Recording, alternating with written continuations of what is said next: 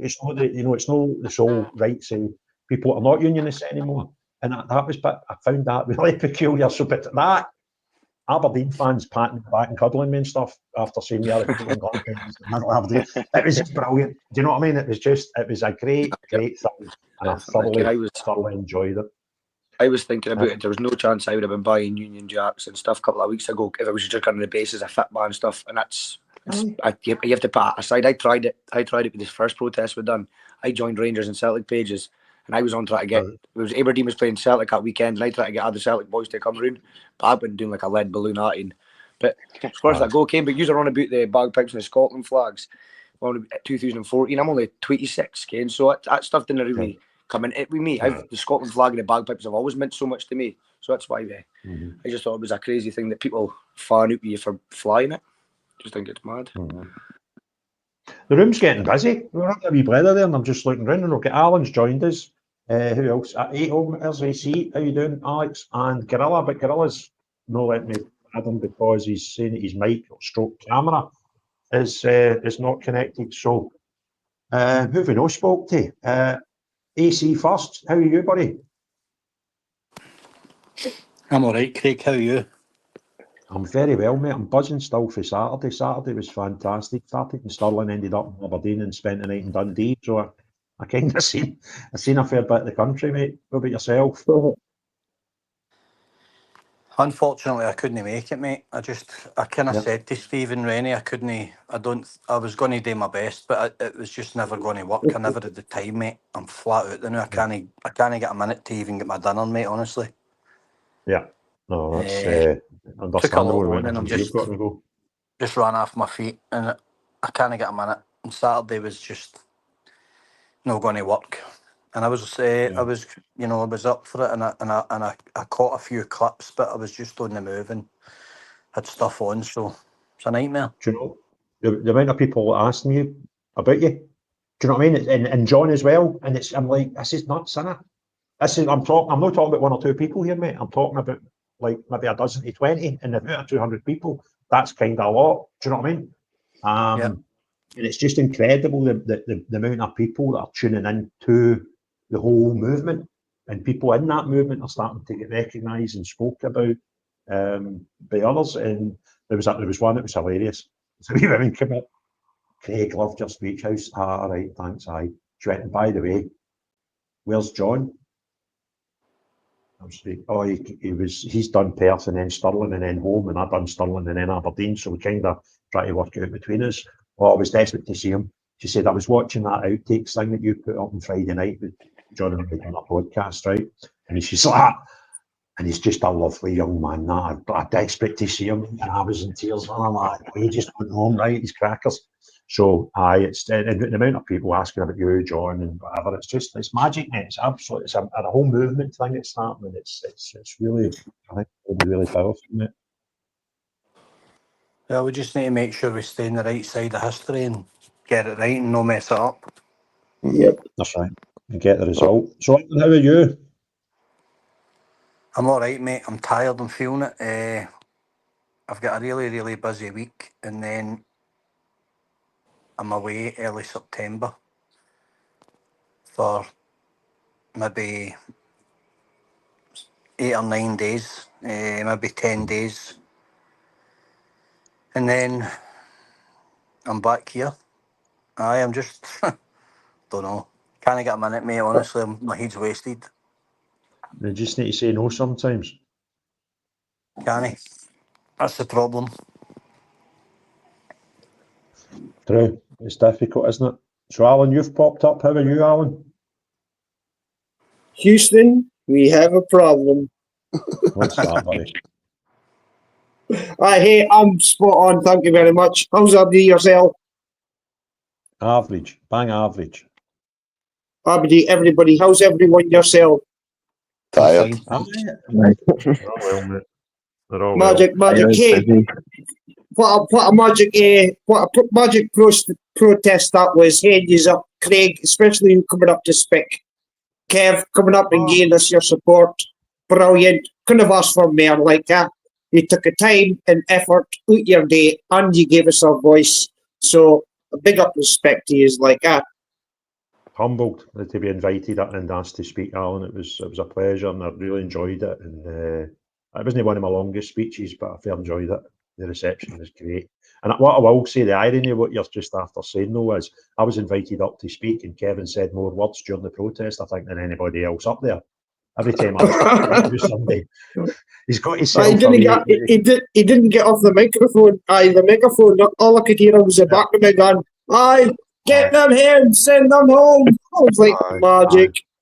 But I'd got a couple of good interviews. One with a Polish woman who came here legally. Yes, and one, Aga, I'll tell you a story about her, folks. The protest we did up at Maastricht, the Langstraat, we blew the amplifier. No, sorry, the generator. So we had no power for the speeches for everybody to have the talk. Then Aga, she came to me. She says, "Do you want power?" And I'm like, "That would be brilliant, my darling. If you could give us power, that would be excellent." So she went into the Polish shop, managed to get us power so we could have our protest. I didn't know that was her. Was that because the amplifier was struggling to understand you? Yes, yes. It was a non-boring amplifier. They had AC, not DC. They always can't understand us. We speak too fast, like that. I've spent long enough in Aberdeen, mate, to understand. But anyway, out of the whole precinct, there was about 4 or 5, 6 shops open. They were away to shut in 10 minutes, and she managed to give us power for 30 minutes from closing time of her shop, which was unbelievable. Well done. So we've had a good bit of chat about Scotland there, and so could you give us a maybe update of what activities were going on down south this weekend? Because I say I left the house Saturday morning to get to Stirling for lunchtime, and I literally came in here at 7:45. So sorry guys, I've just been taken back by a very, very awful video that I've posted on Twitter. If anyone wants to watch it, it's from Dundee. I don't know if you've caught it. 2 little girls were being recorded by a migrant. These girls look about 10-year-old, and one of them brandishes a knife and an axe and tells them to back off. That's how scary things are for kids in this country these days. Honestly, she looks about 10-year-old, and she brandishes a knife and that's. I'll just put this up on. Who's letting 10-year-olds out with knives and axes? Well, how terrified must they be that they're having to do that? I mean, the guy is a migrant when you listen to him. I'm terrified listening to that as a parent. You know what I mean? The guy clearly has a foreign accent. And she's saying, "Don't fucking touch us." I don't get this up. I don't get the sound. We're going up the start. It's only going to get worse.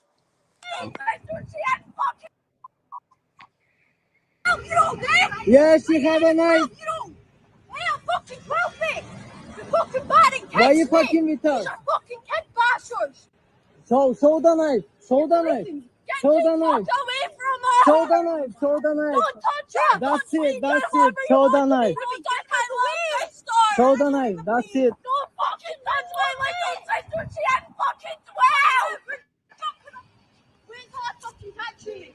She's fucking 12 and you just battered me, mate!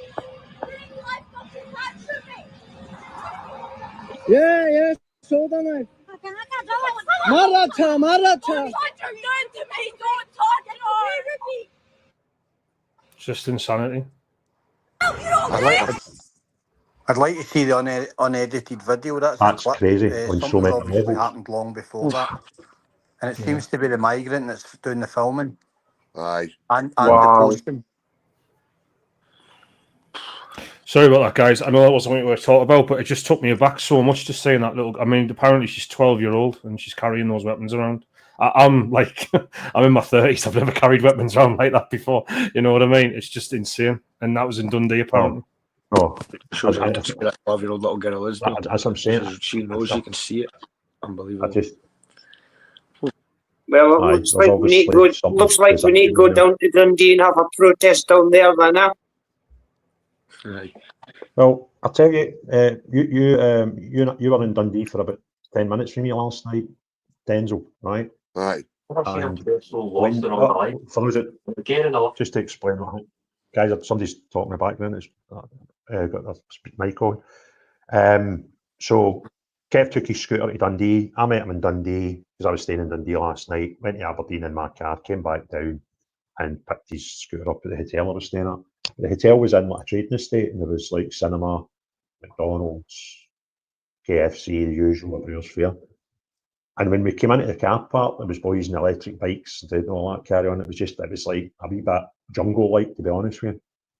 So Kev went away.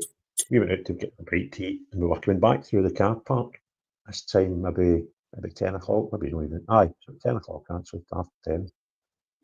And there were 20 odd kids in the place, and they were just noising up the security guards, right? And they were being a bit kiddish, and some of them were going a bit over the top. So I kind of thought I'll hang about just in case the security guard gets any bother, because he certainly didn't deserve it. But mostly it was just kids being kids and a bit silly, right? But as I was standing, paying more attention to the situation, I noticed an adult, dark-skinned guy, looked Somalian, tall, thin, that sort of shape to him.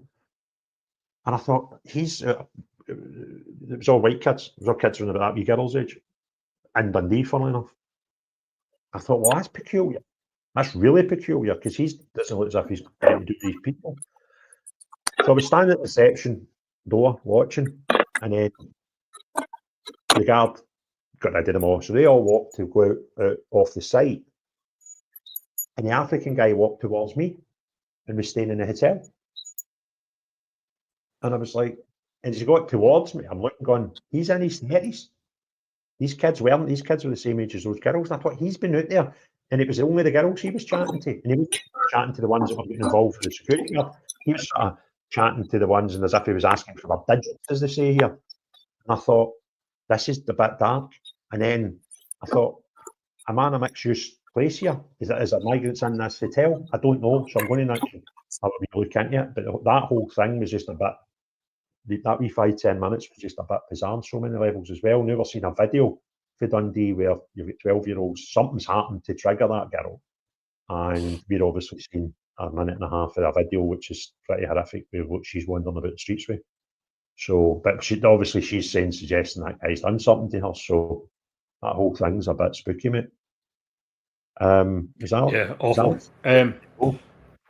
Yeah, sorry, I was just going to say, absolutely awful. Sorry, your question before was what has been going on with the hotel protests in England. Today, there's been some good news. Another council has decided to put in a request to close down the migrant hotel in the area.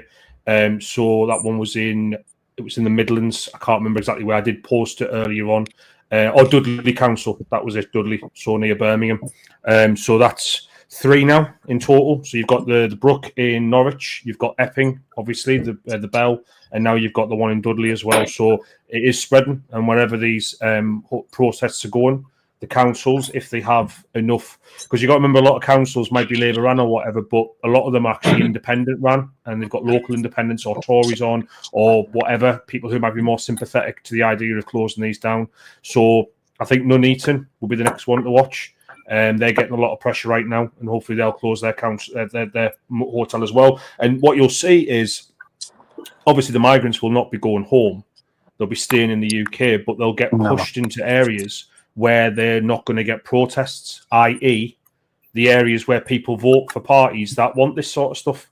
So maybe they'll get a bit of taste of their own medicine, and I don't say that, See what you're saying there, mate, about them not going home. They won't go home, right? The reason being, they're backed by the Human Rights Convention, and what's going to happen is this. I wouldn't be surprised, and I wouldn't put it past the authorities to actually be orchestrating the closure of these hotels, right? Now, hear me out. So they're all in breach of planning rights by housing them in the first place. They've got the ultimate power to change that. They can change a bill and put it through overnight. Now, if they want them in hotels long term, they'll do it. What they actually want is they want them in housing long term. Now, they'll start to close these hotels and say, oh yeah, breach of planning. No one will be responsible for that. And they'll move them out of hotels into accommodation, fixed accommodation. See, once they're in fixed accommodation, no council in the UK will make an asylum family homeless. It's against the law in the UK to make people homeless when you're an authority. That's what will happen. So I wouldn't even be surprised if they were behind the closure and they're using the protesters as a tool to say, yeah, because of the protests, you know, we've breached some planning rights.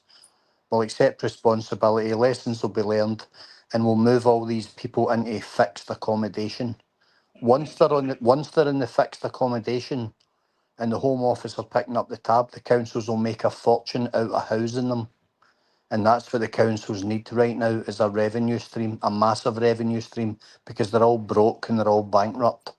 So if it comes out down the line that something good in journalism, I would think that they would be behind it or involved in it at least, because if they wanted them in hotels, they would put the bill through Parliament and change the permissions in the hotels.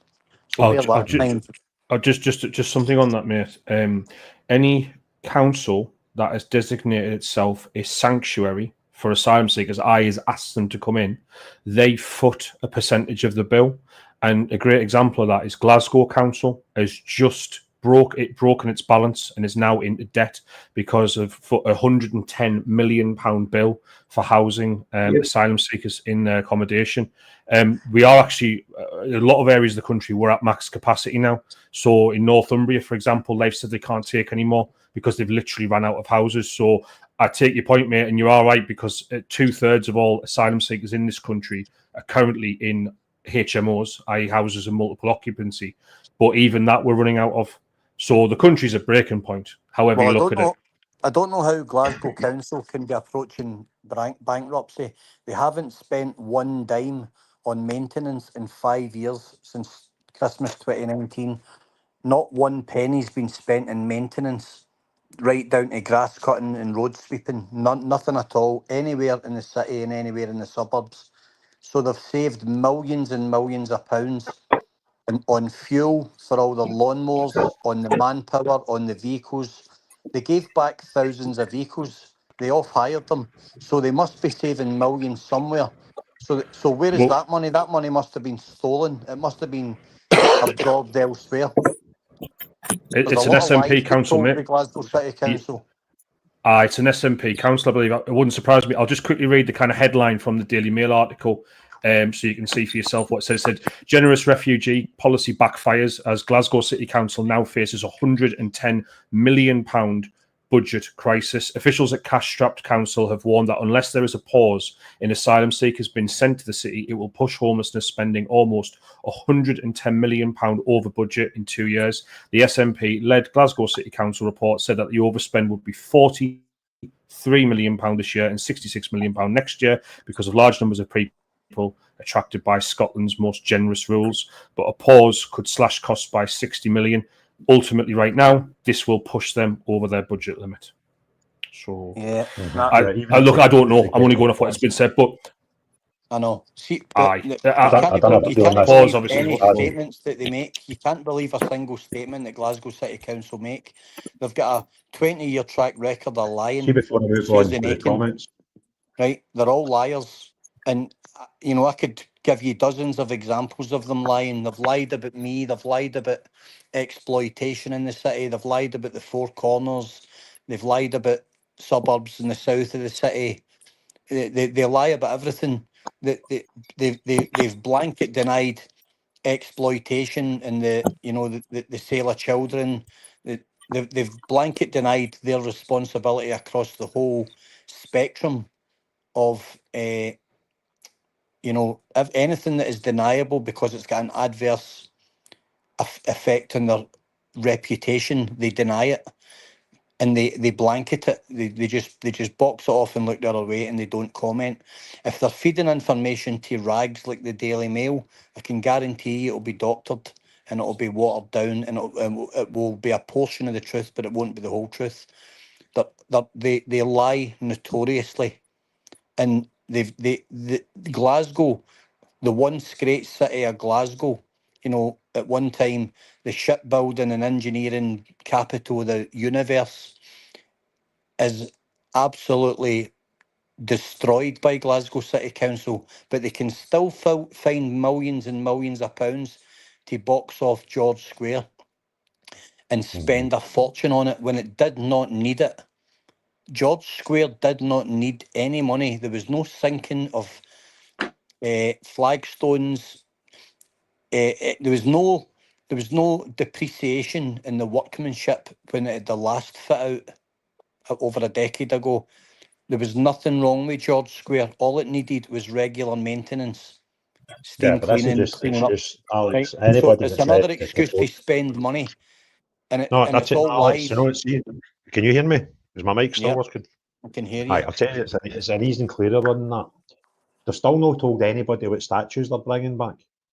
So they've emptied out all those dozen or so statues out of that square, and then they've not told us how they'll decide or who'll decide what comes back in. Well, I know where a lot guarantee of them are stored, Craig, and I know that they won't be back because I've seen how they're stored. And the way that they're stored, that they've got no intention of reinstating them because some of them are lying on their side. Aye, they're binned. Right. I just And they're cover something here. damaged. Angela put this up about 5-6 minutes ago, and I just wanted to ask her something about it. Did you put that comment up, Angela, while I was talking about the hotel I was in Dundee, and you've been able to work it out as a local? You've said, yeah, my friend's aunt stays near there. Busload men came a couple of days ago. If that is, do one of two things. Either jump into the studio and tell us a bit more about it, or if you could leave some more comments, please, because I got a funny feeling that's what you were talking about. So, aye, Alex, you were saying? I'm just saying that they're a very, very dishonest council. I know a lot of people in it, and that you know that they can't wait to leave. They're coming to the end of their tether. They're coming to the end of their working life, and they can't wait to get out the door. They're held over by contractual pension agreements and stuff like that. And if they walk, they lose fortunes. I understand why they're staying. They don't want to be part of it. There'll be a lot of whistleblowers coming out the woodwork in the next couple of years that will be happy to throw people under the bus. The corruption in that council's on an astronomical level. They've got a diabolical track record of addressing anything. Half of the city is subpar accommodation, you know, and it's really, really, really gone well beyond the threshold of what's acceptable. So where is all the money going? Where is all the council tax went? The Glasgow roads are amongst some of the worst roads in Europe.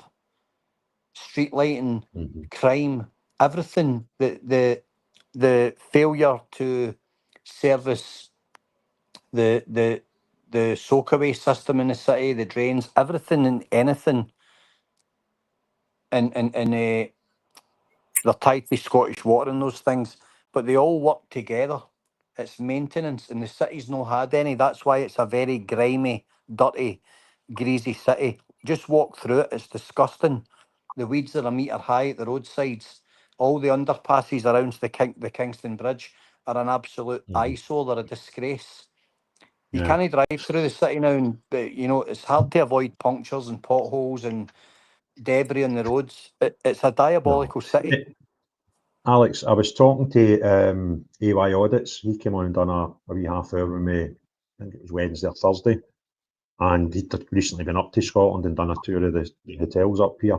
And while I was talking to him, I said, "Have you been in Glasgow before?" Because sometimes I said to him, "It's like when you've got your own kid and you see him every day, but an auntie or uncle see him every few months, and they, oh, you've grown up so much, son, and all that carry on." It's similar. What did he feel? And he said they'd been here 7 years ago and couldn't believe devastation in the place in that short time. But incredible. I see now Sean's turned his camera off because he was getting tore into some donuts or something there. But he must have thought he was off his screen. Nothing was reinstated after COVID, Craig. None of the maintenance in the city. Only the flagship parks get the revenues, and I mean the absolute flagship parks. They stole half of the parks down at Oatlands. They boxed them off, and they're regenerating housing on them. Their parks gifted by the people, gifted to the people. They're selling off the parklands, and they're building and developing on it. There'll be nothing left. Go to Victoria Park and look at the state of the pond in Victoria Park. It's toxic. It's filled with toxic algae, and it's had no maintenance. And just go and look at the other parks, and then go and look at the flagship parks, like East Renfrewshire, Rook and Glen. Look at the money that's spent up there. The grass is like a bowling green. The plantation, the money spent in flowers, seasonal flowers. It's all, everything's by postcode. All the revenue is dispersed and allocated by postcode. And all the parks in the East End are all defunct. All the parks in the North Side are all defunct. Down around the Gorbals, it's shocking. But it's so blatantly obvious how they allocate the money. And people like Susan Aiken should be facing criminal charges. They certainly shouldn't be getting a pension. Due to my bail conditions, I want to cut this conversation about. Guys, can we just watch what we're saying about this? I don't want to get drawn into a conversation about it because of my bail conditions, right? So maybe just. What did Sean want to ask? What did Sean He'll want be to ask? asking about the Rangers. He'll be asking about St Mirren Rangers result or something. No, I wasn't even going to mention it. Go, Sean. I've been scared to open my phone. Sean, can I ask you one quick question before you go on to your point? When's the podcast coming out on here? It'll be Saturday or Sunday, Craig. I'll let you know, bro. Right. Right. I'll ask Alex this first, right? Alex, see when I was a wee guy, right? I used to go down to the ponds and stuff, right? And there used to be hundreds and hundreds of tadpoles, like hundreds of them.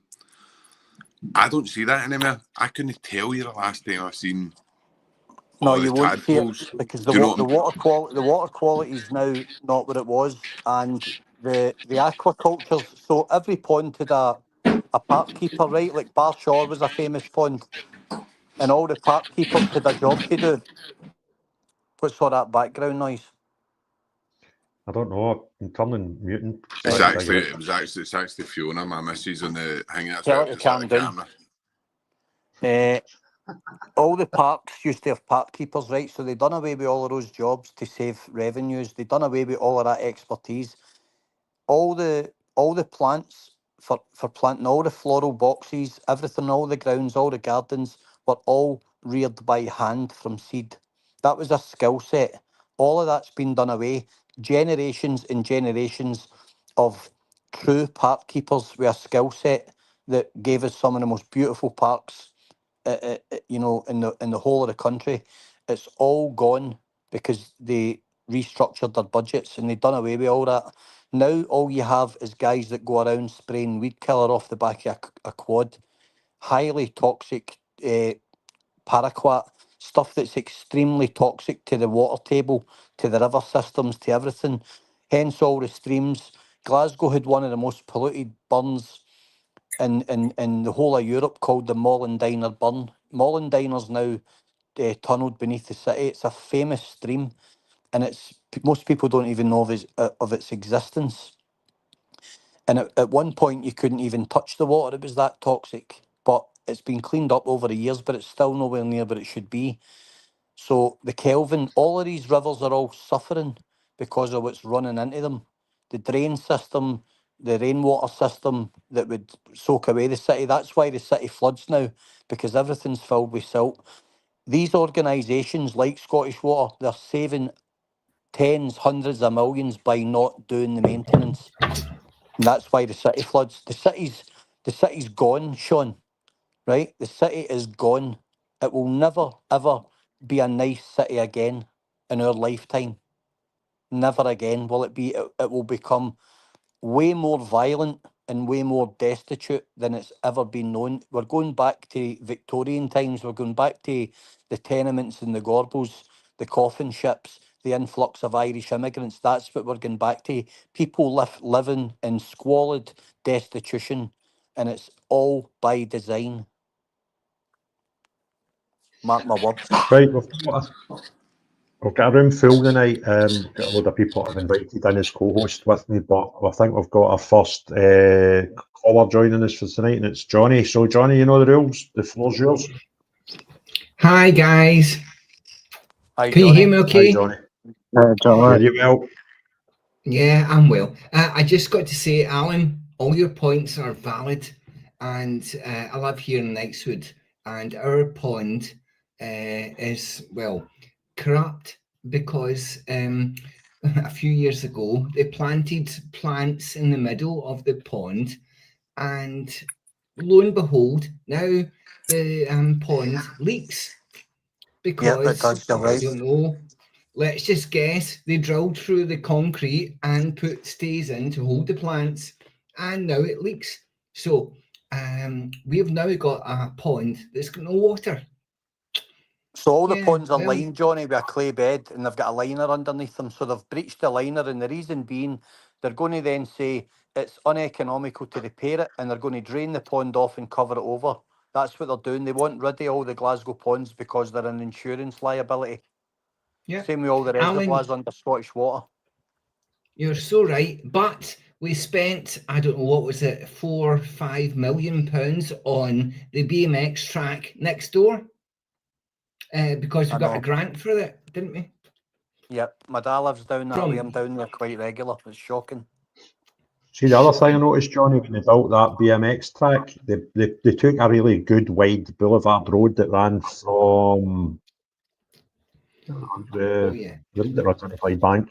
Is it Alderman Road? Archer Hill? Really, really broad. You used to be able to go for there, right? And they took about a quarter of the road away to make a cycle track, and they put these big sort of rubber bollards and stuff, you know, maybe a foot high. I go up that maybe once a fortnight. I have never seen, it runs from basically that main road right up to the bike track. I've never seen a single person on it with a bike, ever. And that was built, what, 2014, 2015, around about then? Johnny, have you seen the state of Rock Hill Park? Sorry, mate, what was that? Have you seen the state of Rock Hill Park? I haven't been out there for a while, but I can believe it's like what Knightswood Park's getting like. Yeah. Right. So see the only people now that do actual parks maintenance. I'll tell you who they are. Community service workers. So it's the community service guys that do all the edging and all the park work and all the scraping and all the cleaning and all the cutting back of the bushes. It's the community service boys doing it. So well, I've got to admit, Alan, a few years ago, I got involved with the Clean Up Knightswood Park, you know, sort of personnel that went around with the little clipboards and cleaning up litter and stuff. But nowadays, it's like a full-time job. If you wanted to do that, it's not like a once in a month thing. There's just so much for the litter, and let's not even get there why it happens. My point tonight, Craig, was your show so good. I wanted to ask a really big question here. Is we've won a battle with Epping, right? The judges ruled for us. And that's great. But Labour's now, through GB News, saying that they're going to appeal that. And if they don't get the right ruling, they're going to change the law. Yep. So what's going to happen from here on in if we can't get the law changed? If they want to, over judges? Oh, Johnny, Basil had to go, so he's just logged off. But he was talking about this earlier, and he was saying that if Labour wanted to, they could just rewrite the rule book, right? So what happens next will be quite appealing, because if they don't, then it might be by design that they kind of fancy getting the hotels closed. So you're suggesting something that's new to me, that they're trying to kick back against this law change. Well, as I said to the good people in Aberdeen, we've saw 2 victories for civil protests over the last few months.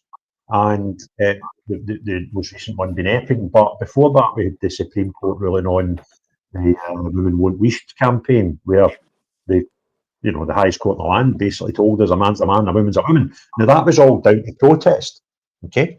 And I was saying to folk, just keep at it. We need to just keep at it, because people say, "Oh, protest don't work," and that gives you an excuse to not go and protest, right? When your pals tell you, "Oh, I'm going to Aberdeen, I'm going to Falkirk," you come with me, "Oh, they do work." Right? Yeah. Not only did it highlight issues, which are very good at, and now we're seeing, as we proved with the Press and Journal, the normal media are actually starting to just tell people about protests in a fair way, and hopefully that's the first of many. So we just need to keep at it. And if they do move them into social housing, you protest against that, and it's not just protesting for the sake of protesting. It's particularly when there are a big clunk of fighting age men in a small area where the community has issues. And we've seen that at every hotel that they've covered in Aberdeen. We've seen it with the examples at Falkirk and at Epping and wherever else you want to go. I mean, I saw a stat, I think it was on Basil's Twitter earlier on today, where it was some mad stat about dozens of men out of this one hotel, all with assault charges. And that, so if people at hotels moving into social housing, listen, if it's a family for the Congo where there's civil war and horrible things happening to Christians over there, and they're here and we can put them up in the house and you've got space for these people, then that's a different proposition. To the reality is that 80-90% are not families and they're male only, and there is a lot of impact on the area. So we just need to keep at it. The left have had the right to the sole rights of protest for far too long, and I kind of think that's what's going on with their psyche as well, and the way they're reacting is they're like, well, these people are not allowed to protest, it's only us that are allowed to take to the streets. So we, the other people, the non-far left people, we just need to keep at it and keep going. Whatever, and by the way, it could be another thing in 6 months that we're not happy with. Keep bloody going. It's your God-given right. Abuse it. Yeah. Well, I wouldn't call myself. Sorry. Carry on. I wouldn't call myself far right. I'm just a normal Scottish guy with a family and kids, and I just want that to continue for my kids. But what I'm worried about here, what I'm worried about here is that Labour's going to change the law. They're actually going to shift the tables on us and make all this disappear. They might not. Well, we just need to get louder. We need to get more active. We need to get more numbers. Exactly. That's it. It's kind of, we don't stop. We don't stop. Well, look, we'll get two more callers joined us. First came in was Excel, so we'll go to him first and then we'll go to Danny. So Excel, you have the floor again. How are you? Houston, we have a problem. Very well, thank you. Right, I want to just report, I've been for a walk a few hours ago in a place called the Garscube Estate. It's part of University of Glasgow's veterinary faculties and facilities. Now, what I noticed was very strange. In the student accommodation was a lot of Middle Eastern looking people coming in and out, mostly women and children. So I think we have a bit of a migrant accommodation going on there, but unfortunately I left my phone at home on the charge and went unprepared. So I'm thinking I could go tomorrow with the camera and see if I can pick up any evidence and document the situation. That's just what I wanted to report. That's, I think, another issue. So what you're suggesting is a possibility, right, that they may be moving migrant families into student accommodation on the campus of the university, because that's a big step. That's what I think is going on, because, however, students will start returning around mid to late September, so it seems to only be temporarily, but from what I could see, it's mostly was women and children, and I only saw 2 men in robes, but other than that, it's all majority women. So make of that what you want. Yeah, I think it's something that certainly could do with some more investigation. Yeah, I agree. Kev, are you up for that? Sorry? What's that? I'm saying, Kev, are you up for that? Glasgow's. I don't do Glasgow because it's too far for me. Big does that one. It's funny you mentioned that. I've been doing a bit looking into see the guy that owns the Cladden Hotel in Falkirk. He actually owns that building at the back end of that Calendar Business Park that I pointed out a few weeks back there. And that is actually housed right next to a nursery as well. Wow. And that's actually getting it's been given planning permission to convert it into, I think don't quote me, I think it's either 118 or 180 single rooms. So I'll speak to you off camera on this one, Craig, because I want to talk to you about it, but I'm not want to say it on the publicly, but that one needs to be looked at. And I've just found out as well the night There's another place I'm actually maybe going to go tonight, or if not tomorrow. Another place in quite an affluent area in Edinburgh, Oxgangs. There's a hotel housing these people as well now. So, look, whatever area you're in, do you know what I mean? Just like that gentleman Exiled was talking about there a minute ago. Do you know what I mean? And you see these things, just pull your phone out, document it as you say, and just put it online. We've all got a part to play in this. It's not about one person doing it, but it's all about us all taking part and highlighting these issues. Do you know what I mean? So we've just got to keep, as you say, Craig, we've got to keep doing, we've got to keep doing what we've got to do, because we can't keep going on like this. Yeah. Just before we move on to Danny, I'm just getting something flashed up. I can only get 10 people onto the screen at one time, and I'm conscious there are people trying to join. So if anybody's anything else to do or whatever, just we can start recycling people. So Danny, how are you doing? I think you're a first time caller. The floor's yours. I am, mate. I am from the good old England boys. It's some strong Scottish accents in here. I love it. Don't worry about it. Don't worry about it. No, I just wanted to raise some positivity, boys. Like, we're making a move. Like, at the end of the day, I've literally been worrying about this for a while with the immigration and stuff. I've got daughters that I worry about every time they leave my house. I've got grandkids that are coming into the world now. I'm only 37, but I ain't leaving. This country ain't changing for my children. It ain't happening. And I think and Keir Starmer, like, let him change the laws. Once we get power, we'll make his own laws. Like, we can play that game, and they want to be very careful at doing things like this, because it's not very easy to practice what you preach all the time. So let's just have some. Let's just keep it going. I live in a place called Wakefield. I don't know if you've heard of it. I went to my first ever protest 2 weeks ago, and I went again this week, and I'll be going every week. And I'm off to London on September 13th. I never got involved in protests ever. And at the end of the day, like, you can see the numbers grow. You can see that people are, and Keir Starmer, let him carry on. Like, these people, look at Angela Rayner. Like, she's literally just been exposed for buying a third house of like 800k when they're coming down on people that have just got 2 properties, that like normal people that are just trying to make a bit of money and live and like make something of themselves. They just can't. The hypocrisy with Labour is just, they're showing it to the country, and the more and more that the pushback against us genuine concerned people, we ain't far right at all. You should be proud of what you are. Why can France raise their flag? Why can Germany raise theirs? Why is Palestinian flag more acceptable in England than the England flag is?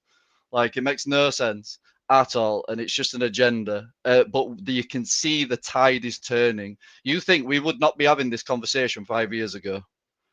Even 5 years ago, you talked about immigration. You were a racist, and it did work on the British people, not just in England, but in Scotland, in Wales, in Ireland. And I look at you as just as I am proud to stand side by side, an Englishman, a Welshman, an Irishman, and a Scotsman, because this is our land. And we ain't giving it up to nobody, and it ain't happening. And it is turning, like Nigel Farage, I think he's with it today or yesterday. He was like, for me, I was all for reform, but then you sort of started seeing him go to the centre, to the left a little bit with the policies that were coming out with. Like, he wasn't bothered. I think he did an interview where he wasn't bothered about the demographical change. Well, we are, pal. Because this is our country, and there's nothing racist at all about saying that the United Kingdom should stay predominantly white, British, white English, white Scottish, white Irish, white Welsh. Because at the end of the day, I would say the exact same for Nigeria. It should stay predominantly Nigerian black. It should stay Japan the same. Like, every country should stay predominantly its nation. Like, that is just not racist at all. And the left are being exposed with raise the flags. Because look at what these people are coming out on TV with, and they're literally just, they're showing the hatred towards us and his flag and what it means, and it's just exposing them even more. And the thing is, they are waking more and more people up for us, because they're doing these kind of things, and they're doing it so obviously. Like the councils with the flags, Birmingham, they can't take the bins out. They can't do anything for the community. But as soon as any Union Jacks go up or St George's flags, oh my word, instant remove. So it's like, it's just the hypocrisy that they're putting on show for more and more people to see. And I don't think that we just need to keep doing what we're doing. Encourage your friends. The more the conversation becomes normalized, the more that it will get talked about. I feel like in another 2 years, like 1 to 2 years, I feel like you're going to see a very stronger conversation about the impact of Islam and how incompatible it is with the Western democracy and values. You can see it developing, it's coming. And Tommy Robinson, to be fair to the guy, I've followed Tommy for about 8 years, and I have literally been bedded down by people around me that are just like, you're just insane. Like, you're not, and it's like, just look at it for yourself. We are, one thing that I've got to give criticism to myself and the people around us is we're just a bit lazy on just looking under the cover. Keir Starmer, like, if anyone had looked up this guy before the last general election, no one would have voted for him. No one. And people would have voted against him on purpose. They wouldn't have stayed at home. But now we just need to keep reform honest, I think. Like, Farage has moved again to the right. The only thing is, I don't know if I trust him, if I'm honest. I just feel like he goes where he's very good at riding waves. I don't know if you agree. I don't trust him either. I don't. Listen, the maddest thing is, out the three parties that are probably big enough right now to win an election, he's probably the least worst. True. But that's ridiculous, isn't it? I get that, but it's not good enough anymore. You know what I mean? It genuinely ain't good enough anymore. Like, we should not, as the natives, be thinking, oh, it's the best of a bad bunch. No, we want the right bunch. No, but that's exactly what I'm saying. That's where we should be. I kind of hope Ben Habib. I hope Ben Habib sort of takes off a little bit, because I do like Ben Habib, and I hope Rupert Lowe joins. I think Tommy's joined it. I think. I'm not 100% sure about that. And people like Katie Hopkins, but the biggest thing for me is you can even see, like, I don't know if any of you have seen it. I think Tyson Fury did like a TikTok the other day of like what's going on, and that's a biggie, because if people like Tyson Fury are starting to talk about it, who else is going to start talking about it in the next 12 months? We just need to keep normalizing and raising the concerns, but the main priority is just staying peaceful, because if it turns ugly, you know for a fact that the BBC, ITV, all the MSM, they'll just label it as racist, far right, bloody BS. And it's not true, and we know it's not true. Like, I ain't got a racist bone in my body. Like, if you love this country as much as I do, and you live by the same laws and principles that I do, you're more than welcome to come to this country. And as long as you work hard and you don't, but if you're draining the system, you need to go. I'm sorry. Like, it's crazy that the statistics that you can read in so many different areas where it comes to burdening on the economy.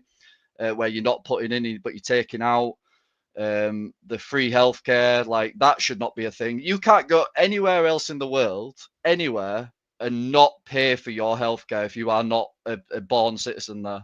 Like in Spain, you have to have your own health insurance if you want to immigrate there. Why are we so different? Like, it's not on, and it can't do. And it's nice to see Farage take that bit of a step to the right, but I feel like we still need to push what we're doing to make sure he doesn't just sway to the left too much.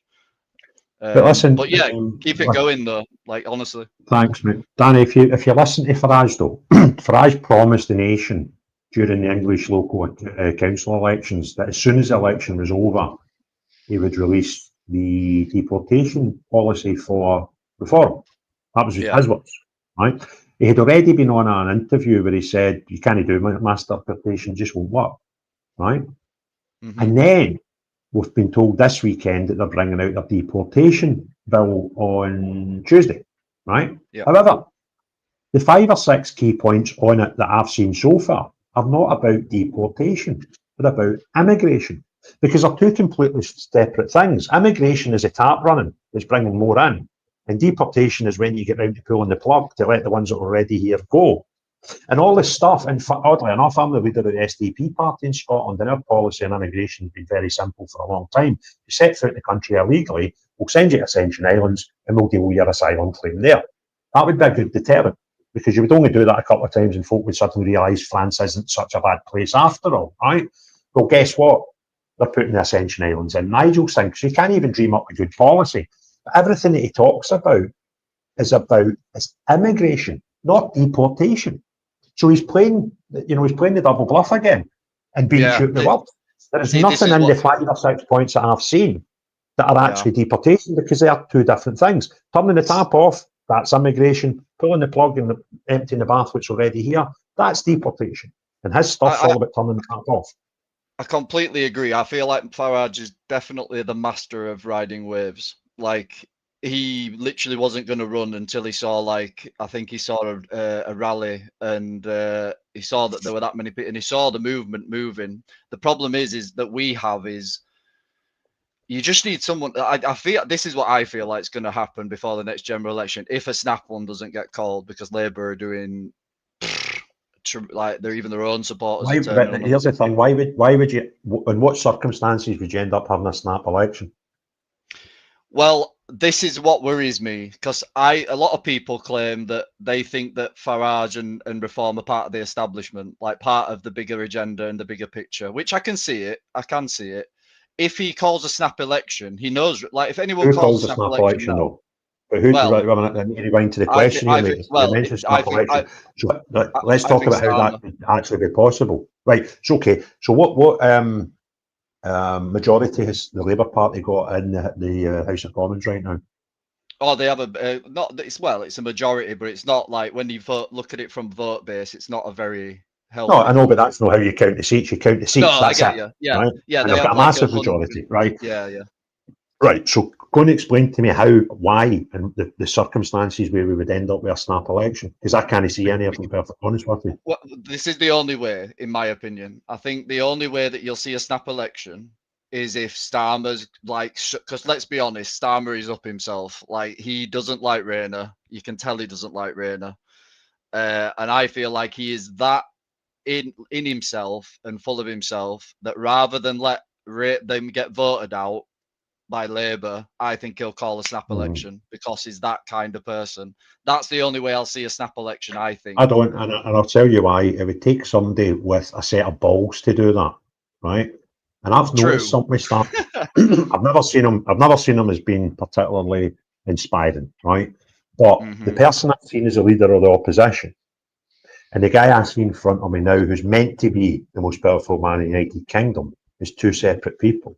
The body language, the stuttering, there is nothing there. And it's almost, and I'm going to talk hypothetically here, it's almost as if he's actually saying someone else's words. Yeah. And like he's really nervous. He says he covers his instructions as he should. You with me? So yeah. I don't believe he would even have the power to make those decisions. Right, and I kind of agree with that. That could give us, because I think that happened to the Tories, because they had about 16 prime ministers in the space of 4 weeks, not so long ago. And I'm sure one of them called a snap election just rather than get, voted out by his party. So that kind of thing can happen. But I don't think Starmer's the man that would do that. I don't think he's going to go in to do stuff like that. I kind of hope it doesn't happen, because we need the momentum to go. Someone will pop up. I don't even think we know who this person is. I think that someone is going to pop up somewhere and they're just going to take and wait, because the problem we've got is with Labour right now, they don't want to talk about the real issue. The left in general, not just Labour, the left in general do not want to talk about any of the real issues. And the more and more they don't do this, and they shut down debate, and they do this online policing and all this, and watch what you say online and blah, blah, blah, it's just going to radicalize more people to the right more. That's all it's going to do. And the problem that we've got is we don't want to go to the extreme right. I'd say my politics are more centre right. Like, I'm a nationalist, but I'm not extreme. Like, I don't want. But at the end of the day, how far do you think the conversation's going to be before it's, rather than stop the boats, it's going to be sink the boats and stuff like that? That's where you don't want it to go that way, but it's going to go that way because we've got absolute cowards in Parliament. I'll tell you where I am in it, Danny, right? When I was up in Aberdeen at the protest on Saturday, I managed to get interviews for my podcast channel with two females. One who was Sri Lankan, and one who was Polish. And the two of them were there for the exact same reasons as everybody else was there. It was brilliant to get one, that they weren't bald, 40, 50-year-old, looked like a football hooligan with a nice polo shirt on, to put a microphone in front. So aesthetically, it was two females. The fact that one was Polish and one was Sri Lankan was even better. So, but there was this Sri Lankan woman that I was speaking to, Shami. And I said, look, my fear is that we don't get what we're looking for with these protests, and people get angrier and angrier and angrier. And where we could end up a situation is people like her, who are as patriotic as you and I, believe it or not, although she's an immigrant, she's been here for about 20 years. She loves the UK.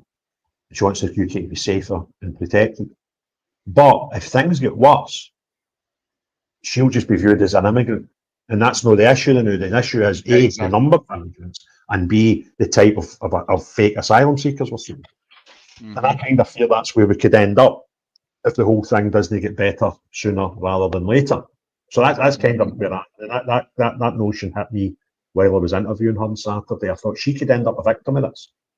And she doesn't deserve to be a victim of this. Oh, 100%. There is plenty of immigrants in our country that love this country just as much as you and I. Like 110%. Like the Sikhs are amazing. I know so many Sikhs that are absolutely hilarious. I know some Muslims that are very hilarious. The problem is with the Muslim faith, in my opinion, is they're not very good at calling out the bad of their own, if that makes sense. Like if we see a white British man or any sort, whether he's from Wales, Scotland, or England or Ireland, if we see like a paedophile, that we would literally hate him just as much as any other paedophile anywhere in the world, because that's just how we operate. That's how we think. That's how our values are. It's our culture. So it doesn't make a difference to us, but that's not what they presume. They're very bad at calling out that in their own little, like in their own group, so if you want to call it that.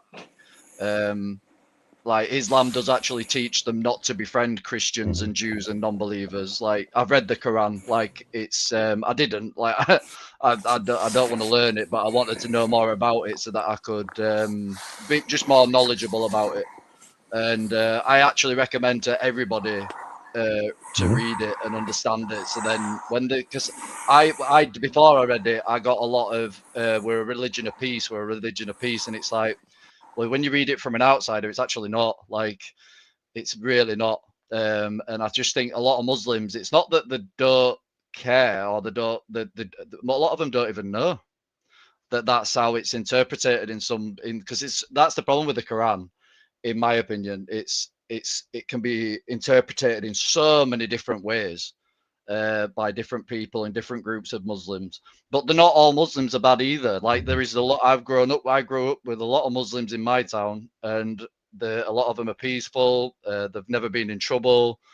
They have the old-fashioned banter that now today would be called classed as racism or some form of discrimination, but they still have it between themselves because they can get away with it, but we can't join in, unfortunately, anymore, especially if you're in public.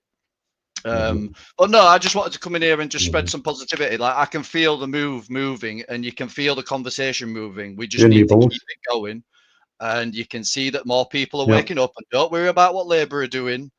Yes, it's a long time before another general election if it doesn't get called, but there is that I think. Like, look at I'll leave you with this.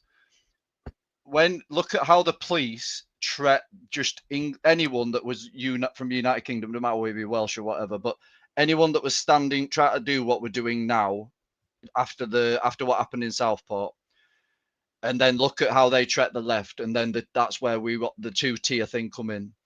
You look at what's just happened over the last week or so with Raise the Flags, and look at that. Like, there's a beautiful clip in Manchester where some people have tried to put some flags up on lampposts, and about 6-7 police officers come to it, but the patriots gather around them and literally are like, no, this flag is going up.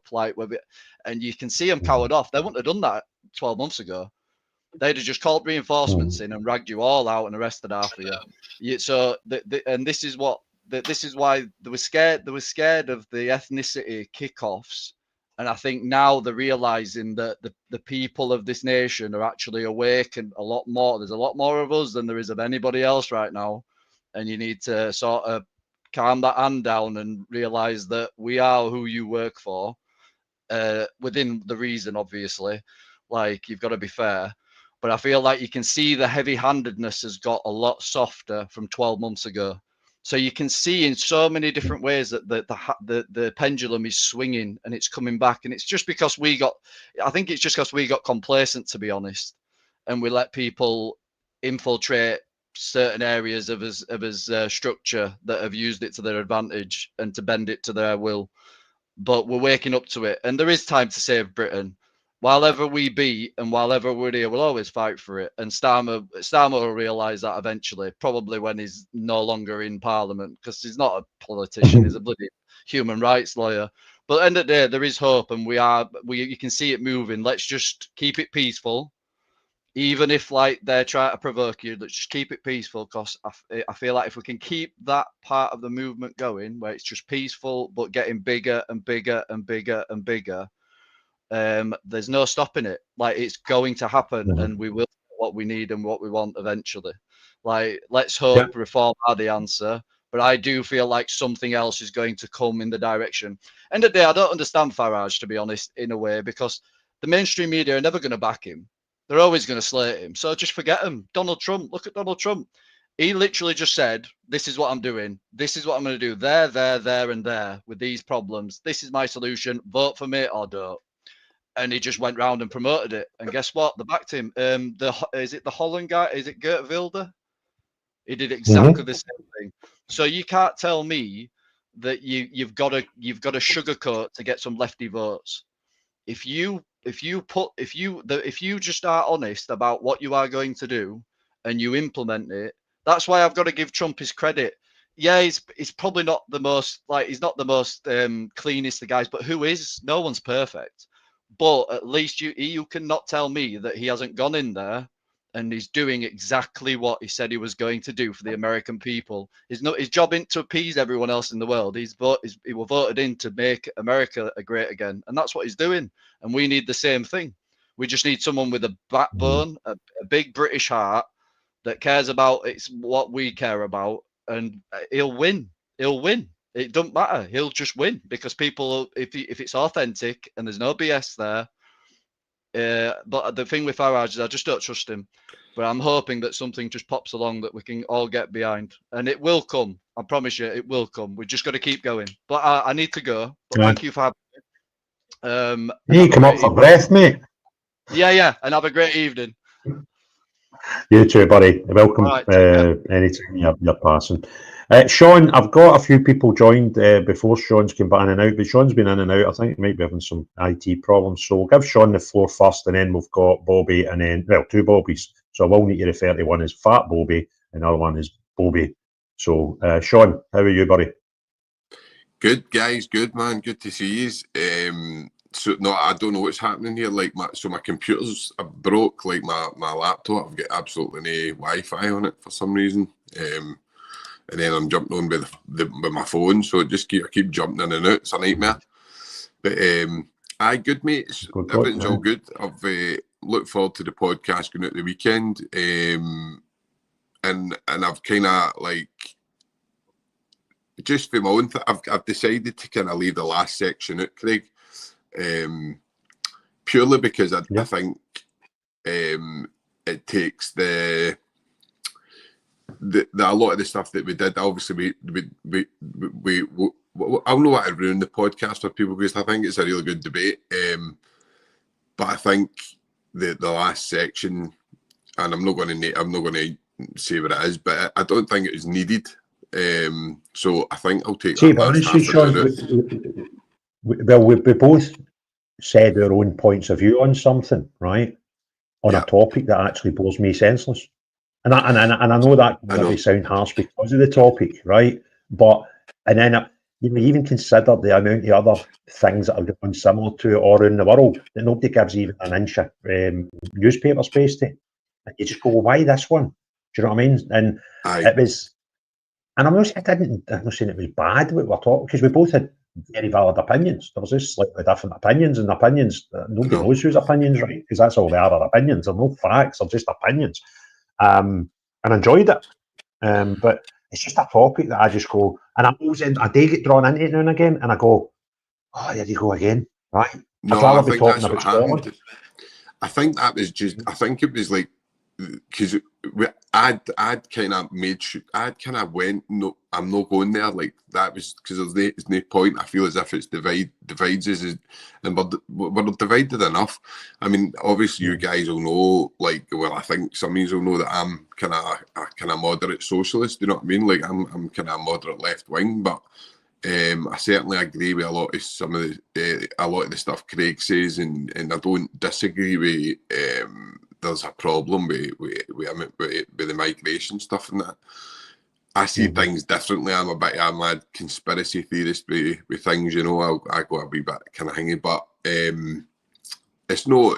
The podcast with me and Craig's just good because it's two different people.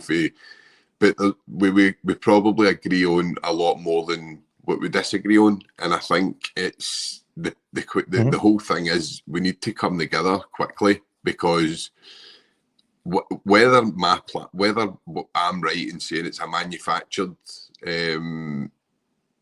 immigration that they're doing, it's a manufactured, or anybody's right, it's moving fast, and it's causing a lot of problems. And I don't think it's the question to say we're close to maybe not a civil war, but we're certainly close to some things tipping, and we need to be careful. Do you know what I mean? Because it's, as soon as that goes, I think that's when we start getting the digital ID. I don't know if you. What did you think of that video I sent you, Craig, with Jordan Peterson?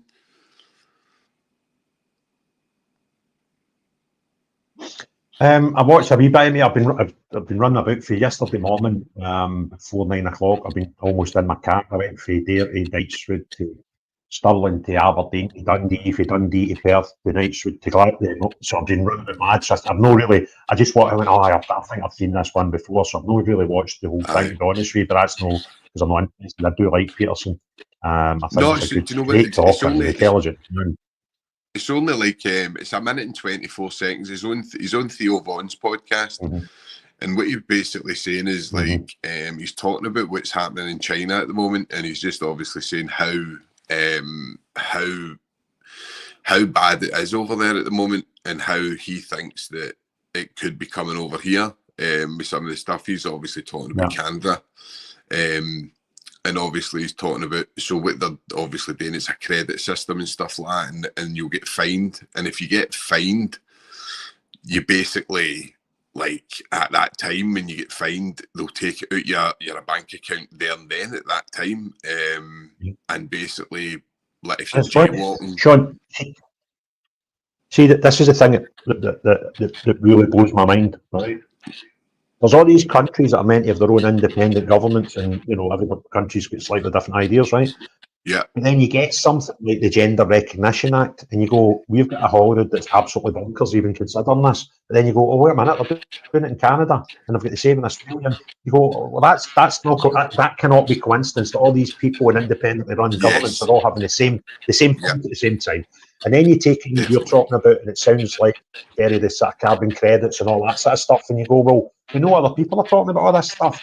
How are all these countries, on different, even in different continents of the world, all having the same thoughts at the same time? That's just weird. Call that conspiracy, call that coincidence, call that weird, call that whatever you want. It is bonkers. I just want to give you a plug there, mate. I appreciate it. Thank you very much. Cheers, big man. This is Sean's. This is Sean's YouTube channel. He's on Twitter with the same handle, right? And he's got some bald guy here that he seems to be plugging in his shorts with an up-and-coming podcast. But he's had some fantastic guests.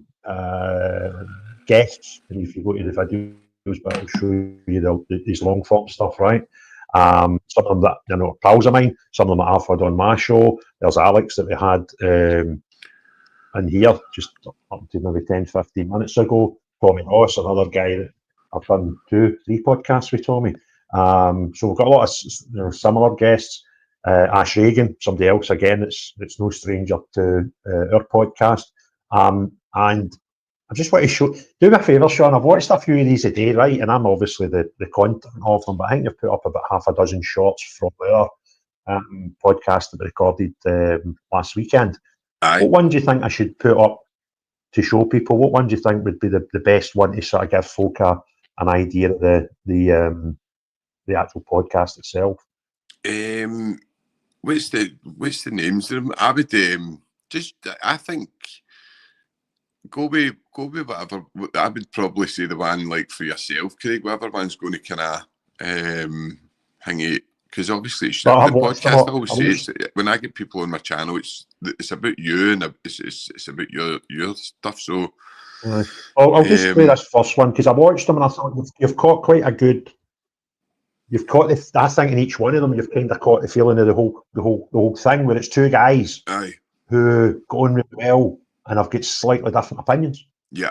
But make valid points. So I'll play this first one just into the room, just randomly, and I can make an answer myself here because this was good, a complete roast of me. But give me a wee second, so I'll need to line this up. Go to there. And play. Fill that place. Now, here's a concept. Why don't we fill that place with people that are happy to do one thing? Take the book of devolved powers, don't use it, abuse it, bring every bit of power out of it that you can for the benefit of the people of Scotland, right? I guarantee you, in one cycle of Parliament, Scotland would be a better place because we don't. And if anybody stands up in that Parliament when I'm there and they want to talk about Gaza, they want to talk about Syria, they want to talk about independence, they want to talk about Elon Musk sending men to the moon, I'll be like with the big red button. Point of order. Not devolved power. So can we stop talking shite and spend 5 years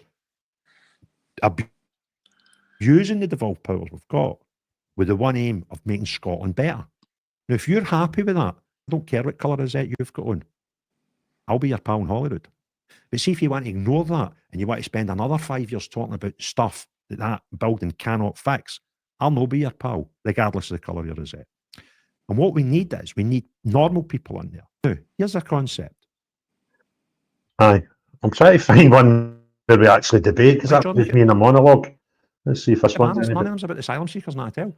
And there was one that said there's 14 whatever, a number of billionaires in this country, and there's I think it's 450. Right, so it's like something of billionaires and something of people that are destitute. I can't remember the exact terminology. And I went, right, but John, see if we had no billionaires. Let's say you've got a couple of grand in the bank, and I say to you, Sean, I've got this wee project that'll cost us about £200 each. Do you fancy it? You'll maybe be able to consider that. Yeah. But if I say to you, with 2 grand in the bank, it's going to cost 10 grand, it's a definite no. Aye. Right. So you'd need to have thousands in the bank to invest hundreds into whatever it is I think will make society better. Right. So if we've got millionaires, we could probably get them to invest tens of thousands of pounds. Yeah. We're reaching close to 100 million. Right. But see the big serious stuff. Let's say, for example, somebody decided that, see what's happened over at Grangemouth, it's pretty shit. And I've got this product that site could use. And by the way, there is a product that site can produce that should never have shut. We'll go into that if you want. But let's say somebody went, I could put in £1 million into that and make that site work and give that community their industry back. Well, if we don't have any billionaires, nobody can put in 300 million. Because a millionaire can't invest that. You need to be a billionaire, right? Now, so if you have no billionaires, see any plan that you've got that needs investment of hundreds of millions of pounds, forget it. It can't happen. I think, see, I get where you're coming from. My problem with it is like, so they don't pay tax. There's loopholes. They don't pay tax. They dodge it. But that's you can't just say we don't have billionaires because the tax system isn't correct. No. I mean, John, look at the banners. None of them's about the asylum seekers, not at all. And there was one that said... So, I think, I was thinking of this, Sean, when I do a podcast and we just start talking, you're not putting too much thought in it. You're two guys having a blather, right? But when I was watching these shots today, I went, do you know what that is? That's two guys that do disagree on some things, but they're quite happy to have the other one having a different opinion, that they don't need to. See, when you get involved with somebody on Twitter, for example, it becomes an emotional thing. You're like, I don't want that bugger to win. And you become a bit daft, right? But the two is are just sitting there dead cool, just saying a piece. Aye. And I thought, imagine we could get society to be like that. Definitely. But it's not, and even when you look at Holyrood and Westminster, when you've got two guys, and the only thing that separates them is the colour of the rosette in my eyes, right? So one party write this, another party write that, and they've just got to shout at each other. And you go, we don't get shit done. But, and I was watching, what I'd done was, I had it in the car, in my sucker on the window, and I flicked on them and was just listening to them. I wasn't watching them. I didn't see you'd done some like visuals and stuff. And I was like, that's just two guys talking. But listen, I reckon there's probably 80-90% of stuff out there that we agree on. And even the 10-20% of stuff, nobody was falling out. It was just like, all right, Sean, that's cool. That's cool, Craig. That's definitely, you've hit the nail on the head, Craig. I think is that we're able to. I've got the utmost respect for you, and I've obviously said that, and you've said that.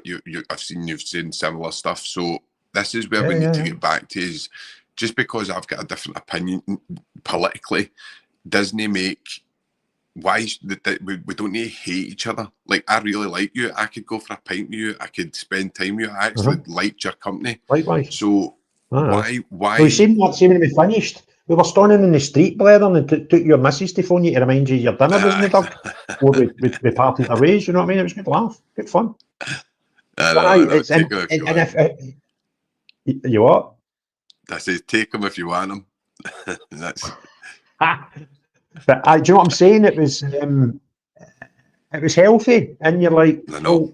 And I thought about it because you just go and somebody answer a question, you answer a question, the podcast finishes, and it is what it is, and it gets put out. But I was like, that was like, and normally with the podcast, it's two people that totally agree. And you're like, well, that's just an echo chamber.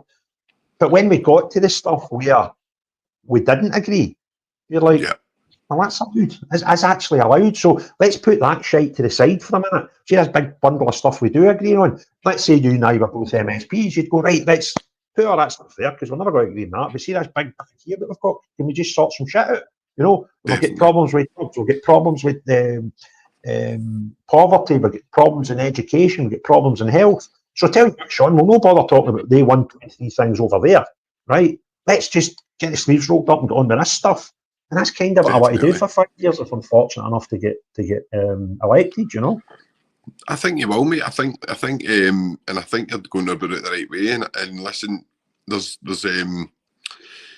I would love to have you back on the channel, maybe talk and maybe weigh somebody else for the left, or somebody else, like maybe getting a good debate with somebody else for the left. And again, I would want to keep it healthy. I probably wouldn't want. I don't want.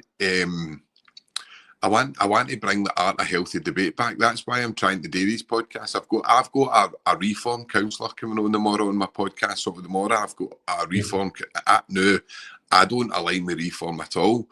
But again, I'm going to go in with a healthy debate. I'm not going to go in there with full of hatred. I don't like. I'm going to meet him for a coffee before it. It's not. There's so much stuff. We can all hate each other as much. Where is it getting us? It's just dividing us more and more and more. Do you know what I mean? And to the extent where, like, I was talking to John the other day, John Watt, and he was saying, like, he was saying to like some of the guys that were on the obviously on the left protesting, like, we're really wanting the same thing. What is there doing there? Like, what is really happening here? And I think we need to start agreeing on a foundation, and what we I think we managed to do on that podcast was, we can disagree on billionaires and what you want to do with them, but again, that's never really going to affect us anyway. Do you know what I mean? Like, even if, I mean, different if you were to get into Hollywood, then maybe that is something that you would be able to do, but it's only opinions. It's only two guys talking about what we think would be best for the world. But if you don't agree on that, we were quite quick to go, do you know what, we're not going to agree on that, let's move on. Aye, but I tell you what's really blown my mind, mate. See the two biggest things that have defined people in Scotland for the last 10 years. Well, for the last century, particularly in the west of Scotland, has been football, right? And for everybody else over the last 10 years has been the constitutional question of Scotland, right? And it was kind of like, it didn't matter what else you believed in. If you believe Scotland should be independent, you do it here. And if you believe Scotland should be part of the Union, you were out there, right? And that was it. You were polar apart, and there was no point in talking about anything else, right? And football was kind of the same, right? Well, I've stood in protests with people, and I actually, in fact, I spoke on stage with a guy, and the guy after me, actually, I didn't come up, and he was saying he preferred an independent Scotland, and you're like, well, that's great. But we were standing, arguing, and protesting about the same thing that day, right? And I kind of think that has probably been the most divisive thing in our society ever in Scotland, right? Was that, and it is a part. Do you know? See that visit to the polling booth, mate? It was the weirdest one in the history of polling booths for me, and we've never, I don't think, recovered from it, because before that, my relationship with a voting card was a secret between me and that booth. And I'd maybe come home and I'd talk to my partner or some of my family about who I'd voted for. That was kind of it. It was only the people who are the mental ones that were talking about that 10% that we're in now, right? We're in the nutty 10% that talking about politics all the time, right? Well, they spoke about who they voted for, but the rest of society didn't. We went in, we voted, and that was it. And then we done it again in 4 or 5 years, right? But when we got to the Scottish referendum, everybody demanded to know everybody else was voting. And I remember thinking, well, this is a bloody weird concept. Because nobody demanded before that at any vote in the history of votes. When you get into your work, well, who'd you vote for? And then have a fucking that fallout out of it, right? You just went, even if you did have that conversation, I voted Lib Dem, you're a bit nutty. What are you having for your lunch, right? Whereas people, I've got family members that I've no spoken to since. I remember even asking my ma, and my ma would say to me, don't ask me that. Do you know what I mean? Well, that's what your more generation, that was, the booth, that was that, the voting booth and the rest, that was your relationship with my voting card, mate. And I've not really, I don't think we've repaired since then. And I think it's been very divisive for Scotland and Scottish politics. And what happens, you and I both know that when there's an issue in politics, who's the ones that suffer most? It's the normal partners, right? And the Scotland is a worse place because we're still arguing about it 10 years later. Now, I'm not saying people that want an independent Scotland should not be allowed to believe that it's better and talk about it, right? I'm not saying that at all, because if that's the society we're in, then one day it'll be my opinions that people we're not allowed to have, right? So I don't want that society. But what I'm saying is, can we maybe put poverty, drug deaths, national health, housing crisis, can we maybe put them in the fucking front of the queue for a wee, just even for 5 years, right? Definitely. And I'm not saying we're not allowed to talk about it, right? But can we just go on with the stuff that we can fix, please? And then, you know, have an adult debate about it. That's fine. If you want to have wee flag waving things and like George Square, you can't do that now, but you know, Glasgow Green once a year, great, that's brilliant. Have do that. Nobody's going to deprive you of that. But can we just go on with making Scotland better? And I think that's where it wouldn't be a bad thing, mate, because it's no working now. That's for sure. Whatever we're doing now. And I think the more that we kind of we respect each other. Like, so see, obviously me and you going on a podcast together. Obviously I've got that Thomas Kerr on the podcast tomorrow. Like, I've had Tommy Sheridan on the podcast. I've had loads of different people like Tommy Ross. Odd people with all different opinions. I've had Alex and that on it. So I like every one of them are my friends, right? And I've got like, when I was growing up, half my pals were Celtic and half my pals were Rangers. And even when we were running about the streets and you were like doing whatever, like it was the way it was in the 2000s and that, these were back to back. You didn't think, oh, that was your Rangers when you were 15, 16, or my Rangers pals or my Celtic. It was, we were all together. Do you know what I mean? You were together when you were going to the dancing, when you were going there. So why does it change when it becomes like you starts getting a bit old, and then politics comes into it, and it's like,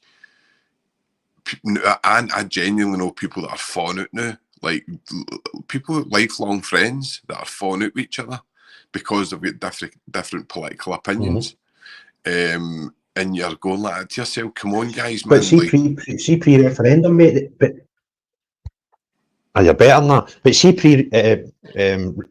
referendum, mate. We did. Normal people didn't really speak that much about politics.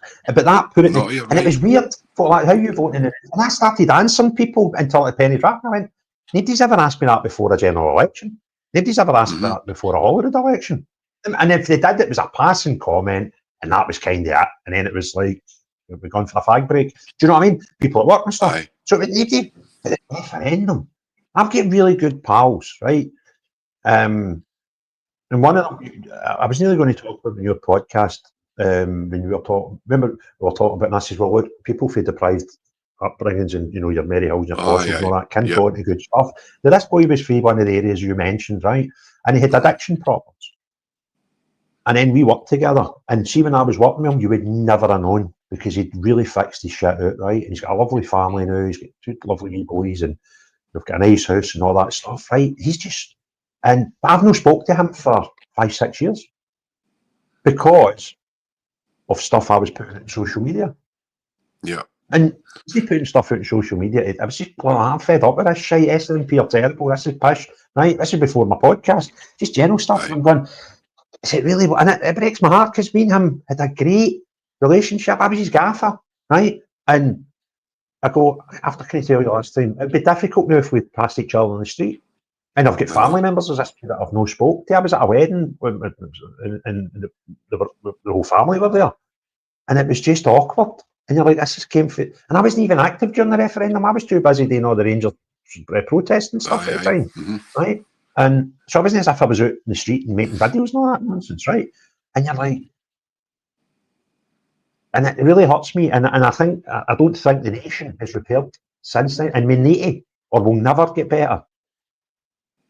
But anyway, listen, I've got Fat Bobby and Bobby that are in as well, and I've been waiting for a wee while. So could I bring, and I'm not sure, guys, I'm not sure who was up first. So I think it was Fat Bobby, if I'm honest with you. So either used to, if you're still with, just crack on, boys. No, put Bobby Busher on. He's rotten. I am here. He fell asleep. He's too old. It's too late for him. It's a Sunday at nearly 10 o'clock. Bobby Bushy will be sleeping. Slippers on and Coco. How you doing, Bobby? Houston, we have a problem. Oh, he's awake. Great, mate. Go for it. Floor's yours. Right, guys. I'm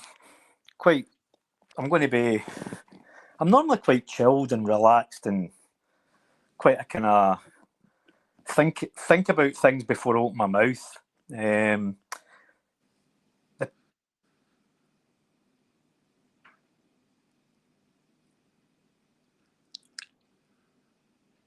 You still with it?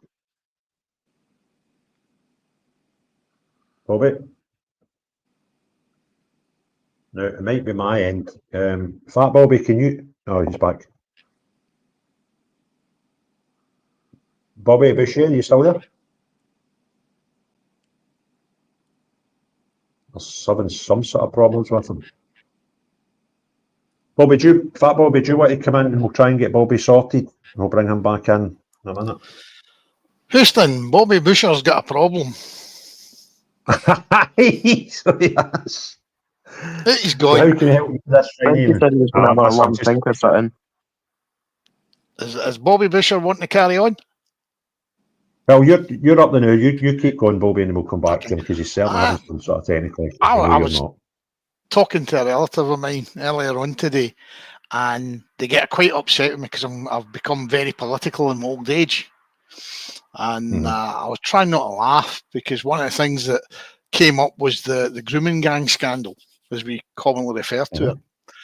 And he got a bit upset with me and said, "What are you worrying about the grooming gangs for?"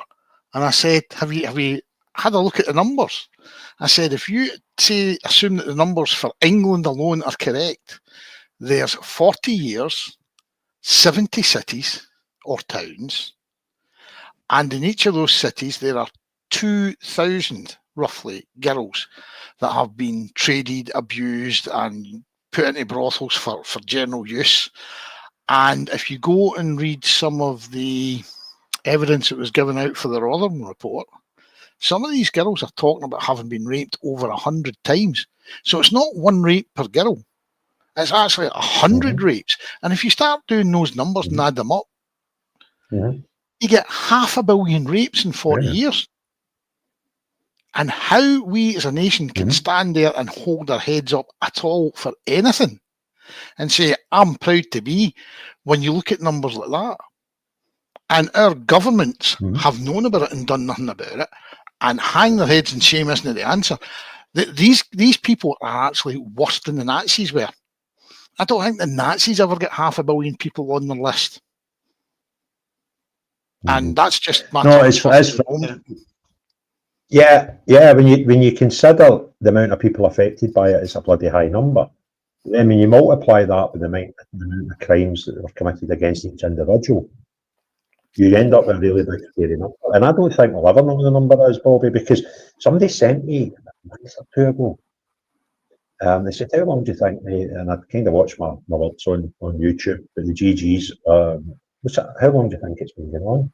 I was like, I don't know, 30, 40 years. Sent me a newspaper article from 1960 something, which is what, 60 years ago. 60 years, aye. Oh, well, there you go. We've gone over the billion. Aye, but do you know, this is the thing, right? It probably wasn't even considered that at the time, because this thing that was frightening when you read this article and the language used by A, the court, and B, the media, to describe this young girl who had numerous men were up in a charge against her, and the judge gave her into bother for her behaviour. Well, we've had more than one of them happen at Rotherham. One of the girls, the police went into the house that she'd managed to get halfway at the house, and the police went to go and talk to her, and they arrested her for being a madam. She was 14, if that, and she was drugged, drunk, and being abused by multiple men at the same time. And my take on it was, there is no way you can say she consented to it. There's no way you can she's a child, for God's sake. And how the police could turn around and say, this is your fault, you're leading these men astray. It's just unbelievable. It's beyond sick, it's beyond humour. I mean, our problem as a society is we've become so broken over the length of this one particular issue that the only way we ever see, or I can see that we'll ever get any clearance out of it, is we need to get everybody involved, get them in, get them arrested, get them charged, and get them punished. That includes the police. It's probably why it'll never happen, mate. I agree, that's probably why it'll never happen. But we as a society need to look at all these people and say, you are a dirty, filthy piece of scum, and you're a problem that we don't want in our society. And that, if it turns out there's Scottish policemen or English policemen, I don't care. If you were responsible for something, and I think a lot of people. Where it stops is where it would stop if you had the ultimate witch hunt done. Is probably why it won't ever get to there, because it will be higher echelons of establishment. I mean, we've already seen proof of that in a cover-up. The one thing I do think is weird, and somebody was commenting on it on Friday, I think it was. It might actually have been Rupert Lowe. Are we getting an update about this one that been promised by the Labour Party? Well, enough. We're going to have one, and then we're sort of, it's under the carpet already. So good on them, because if we keep pushing these things, these narratives, then they need to kind of respond eventually. Whereas if nobody questions them, then you might just go at 5 years' time. What happened to that thing we were meant to have? The historic inquiry, and it just maybe never happened. Yeah, it's crazy one. So we'll get Watch Farm Scotland. Sorry, mate. Crack on. In fact, we'll need to Bobby Boucher's back now. But no, can you crack on, Bobby? If you've got another point, then we'll go to Bobby, because he looks as if he's back in. He's been checking up for a while. His IT problems. I was just going to ask you if you've heard anything about Raj Mir. I met him. You met him? I met him at Manchester. It was April. The guy that was on the whistle on a lot of the Rotherham stuff and whatever. Same guy. Correct. No, I mean, some of the stuff Manchester. Some of the stuff he's putting out is unbelievably frightening, that our own politicians sold our girls for votes. That's shocking stuff. I spoke to them. We were both invited to speak at an event in Manchester. I'm sure it was April. Me and, in fact, Krebsburg went down together. And I met him. What a speaker, what a story. I'd seen him on a couple of podcasts and stuff. But, and you're just like, see if somebody went, right, just tell us what to do. He would sort shit out, right? He knows a lot about all the stuff, and he's no scared. He's got no fear. He's like, this is bigger than even my safety. I'll just say what I want. Hat off to the guy. You know what I mean? He's just, he knows a lot. And hopefully, think people like him and people like, what's that woman? Oh, there's 2 or 3 women actually down in England that have been really, really good with this for years. They deserve a place at these inquiries because they've been putting the shoe leather in, and they'll know more. And obviously, victims need to be there, right? And some of them are victims as well. But the ones that have been going and becoming sort of whistleblowers for it, they can tell so much more of the story, and the victims cannot be ignored. I don't make it sound as if I'm saying that. But a victim can tell one story, and that's Maggie Oliver, who I believe was a copper. But there was another girl, Sammy Woodhouse, is it? Just knows so much stuff that they can tell a bigger picture, right? So, you need to have the victims there, but you need to have these people that have been writing about it as well. It'll just blow the doors off it. Well, now that you mentioned bringing the ladies into it, it does raise one curious issue for me, which is, in all this time, where have the feminists been? Where's a big feminist march? See, this is the thing, right? See, me, I'm in politics and stuff like that, right? But these labels, I don't actually know what they mean anymore. I kind of probably didn't know to start with. So, and I don't know what it is. I'm only going by the label themselves. We're here to protect the ladies and the girls. Haven't you seen them? Well, that means I'm a feminist then. If that's what that label is, I'm one of them. You don't need to be a woman to be a feminist. But I just find it curious that the one... I'm going to get a t-shirt. I'm an 18-stone feminist. And proud. And feminists might not like that. Well, they probably wouldn't, because any man taking any credit seems to go against their narrative. But I just find it curious that, considering their claimed aims as an organisation stroke society, their absence is huge. Not a word from them.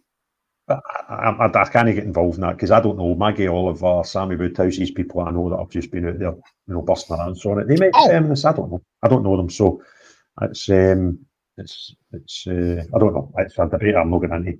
I find it dead easy to fall out with women without even thinking about it too much. See, you're falling out with them already. They're all going to be looking at you. By the way, here's the thing, right? It's all geezers on this show. See, and now look at the comments. There's hundreds of women in the comments. There's how many women have been on this show? And I think I've done about a dozen to 15 of them. One, and she's been in twice. She was on the very first show. She was one of the first callers. And that's it. Right? So see the woman. Get yourselves up here. If you're watching on YouTube, get into the description. You'll see the link for the studio. Give it a click. Right? If you're on the Twitter, I think I put it into the title. How you like, just copy and paste that, stick it in. And I'll throw all these guys out, all these misogynistic geezers, they'll get out, right, and give you the stage. But please, women, just get yourselves up, get involved. I tell you what. Don't throw the misogyny word about unless you're wanting to throw the misandrist word about at the same time. Well, you're throwing out the feminist word. I don't believe any of these bloody tags. But anyway, when I was up in Aberdeen, it wasn't half, right, but it wasn't far off it. Women. At the I would rather take on 2 to 3 men that I know than 2 to 3 women in a lot of instances, right? Especially the ones up here. Does that say more about the men you know? Possibly, I don't know. But that, do you know what I'm saying? We've got some right happy women, right? And you go, I would like to be trenches with you. So come on, get up here and get the microphone, woman. Anyway, Bobby, good point. I've got Bobby Boucher. I'll shut up just now and I'll Watchbam talk as to you well. another day about the 2040 agreement, Ireland. You get Mr. Okay, but- Boucher on. Yeah. He'll be the best. He'll be the best speaker I've had tonight. Watch this. If he can talk, right? Because I don't know if he's had a wee drink tonight. He's normally all right with his IT. But Bobby, it's your turn. Please work this time. Oh, God. He's Stephen drunk, isn't he? Bobby. He's obviously alive, right? Because his phone's evidently moving, right? So he's not dead. So we don't need to worry about that too much. But let's go to Watchbam. Or his camera's off now. Bobby, you've got a free floor here. You come in and your mic's working and your thing's working. You just shout and you can have the floor immediately, right? Because you've been trying to go on for about 4 days, right? So, Watchbam, your floor, buddy. How we doing, boys? Bang average yourself. Same, mate, same. Bang average and moving north. I was wanting to say, Craig, talking about the boy talking about the Rochdale thing and all that. I think, to be honest, mate, the whole judicial system needs a serious overhaul, because when they're getting these people who mess about with Wayne's really small sentences and just no giving them time that fits the crime, and most people's opinion, most people I speak to think it's ridiculous when these creeps get community service or short sentences for messing about with Wayne's, right? And they give people for petty crimes a couple of years in the nick or whatever. I've never spoke to anybody who agrees with that, Craig. So the whole judiciary is out of touch, mate, and full of certain kind of people, full of people with university punters. Comes for a nice man, does send them to uni. They get into their lawyers and become lawyers and become judges, all for the same ilk and no other ilk, and they think it's all right to give these horrible creeps these light sentences, and I think the whole judiciary needs changed, mate. I think it's a big job, but it's just not. I think under my current situation, it would probably be stupid of me to say to him about the judiciary. Listen, you're probably right, mate. So, but I'm just look at Lucy Conley. What they gave Art Lassie. Look what they gave Lucy Conley. What about?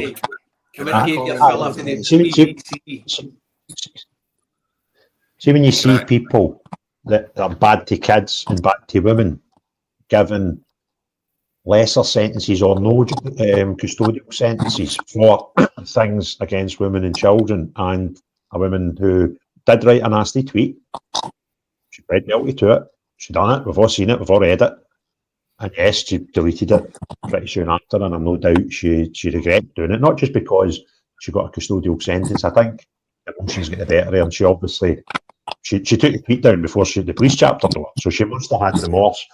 When that person gets a 31-month tariff papped on them, and you see a Labour MP attack a constituent, and not only attack him, put him on the ground, but when he was on the ground, continued to attack him, does not get a custodial sentence. You kind of think, well, that's a bit weird, right? Unbelievable. And yeah, it's just, there's so many things that you could, but talking about the judiciary, and I've deliberately spoke about 2 cases that are not in Scotland, but both Sean and I have had a guest on our shows who is a KC, Thomas Ross. Yeah, and he's getting to the end of his career, and he's kind of thinking, bugger it, I'll say what I want now, right? And it's most entertaining, and hat off to him. But when he's telling you that our judiciary system isn't right, then that sort of trumps anything that I'm going to say anyway. If I don't need to say anything, I can tell you that this guy tells you that the judiciary system in Scotland is not correct, and there's a lot of unfairness in it. So yeah, and I think England could potentially be even worse. It's pretty damn mental. Can I comment on this one here, Craig? Putin, we have a problem. Is that Bobby Bushy? Bobby is in the room. Oh, Give me 2 seconds, Bobby. We'll hear Sean and then we'll come straight to you, buddy, right? Don't move anything, right? Don't even move your mic, because I don't want to lose you again. I'll let Bobby talk because he's been waiting for so long. So on you go, Bobby. Cheers for that, mate. No, it was just, Hoosty, we have a problem. The missus burnt the pizza tonight. Oh, God, get a new one. Get a new one, exactly. Not a new pizza, by the way. Get one that doesn't burn your pizza. Absolutely.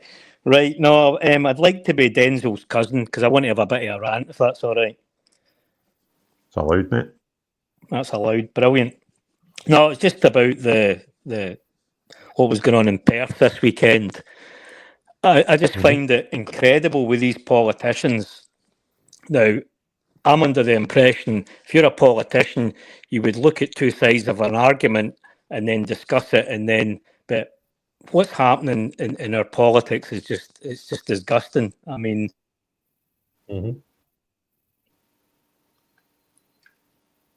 Oh no, Bobby! Oh God! Right on that. We kind of got to just what you were saying, and I thought he was going to tell us about the SNP MP, him that used to be in the band. What's his name again? That's terrible. Come back to me. Anyway, he was at the counter protest. Not only was at the counter protest, telling constituents it hasn't were wrong to be concerned about their community, right? Which I think is a pretty bizarre notion. But John Watt, who was at the protest in a pile of Bobbies and mine, he got into a spat with him on Twitter. And this MP started having a spat with John Watt on Twitter, right? And trying to justify his actions. You're like, well, that's right. And the other thing I found was particularly bonkers. When I was up in Aberdeen, not only was Maggie Chapman there doing the exact same, because I was surrounded by people that were her constituents. Maggie Chapman at one point, most of the day she kept her back to us, right? But later on that night, and I've got footage of it, and in fact I'll get it now. She took it a step further. So just bear with me a wee second. Sean, do you want to say your point? I'll come back and once I find this thing I want to share on the screen. So it was just kind of to what you were saying, what bans yourself. So I don't obviously know if you know my background. I spent a long time in prison. I was convicted when I was 19. Something I never done, but that's a whole other story, right? It was a fight that went wrong, and a boy sadly lost his life. And I spent 15 years in the judicial system, so I kind of know. I kind of know it like the back of my hand. And what you're saying is, I've got a really good friend, one of my best pals, who got a thing called a life restriction order. Now, this life restriction order was for a serious assault, and it was based on the fact that he had a long string of previous convictions that were like police assaults and stuff like that, right? Just daft things when he was drunk. He got 2 years, right? But he got a life restriction order. Now, he was just released there no long ago after doing 18 years out of 2 years, right? Now, that was for a serious assault. Now, I'm not trying to justify his actions. He wouldn't try and justify his actions. It was a serious assault. But I was literally in there with guys who were doing up in Castle Huntly. Now, they're treated totally different for us as well. When you're up in Castle Huntly, you have to mingle with them because they put you in there. It's like it's like probably a bit of a test to see where you are. So they are kind of set. They're different bits of the prison, but they're in the same prison as you.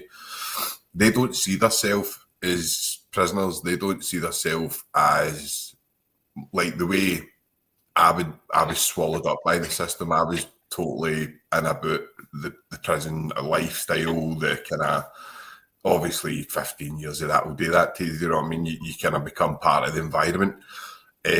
But these guys were genuinely very close to the officers, would go and stick you in, would be like the ears for the officers. They were treated differently. They were given totally different. It would amaze you. It would amaze you how cushy they get it. And I've always said, like, I cannot see what you were saying. A judge or somebody from that background who has never lived that life, can he possibly see themselves maybe assaulting somebody? Yeah. But to give somebody, I don't know, 2-year deferred sentence for some heinous crime against a child, you've got to, in your mind, go, I can see why he done that, because you wouldn't be given that sentence because you would hammer them if you do you know what I mean? If that, like they do with other things, organised crime and stuff like that, they'll hammer you for it. Absolutely, but when it comes to that, absolutely, Sean. you know what I mean? It's ridiculous. And see, these don't come for the streets we come from, mate, where violence is a way we are brought up. Yeah. Right? So we've got to be able to defend ourselves, right? So we're for a different. It's almost a different world. Scotland's. I get about Glasgow, mate, and you go to the West End and that, and you see the way these people live in the freedom they walk about and all that, right? Compared to when you're in a housing scheme, it's a different thing. Definitely, mate. It's a totally different thing. It's like two different worlds, mate. Two different worlds. I think like we cover that topic quite a lot on my podcast. It's like, so I'll get quite a lot. I don't glamorize. I will never get people on to glamorize crime because I've obviously like I've been out of prison 5 years now, and there's nothing glamorous about it. No, absolutely not.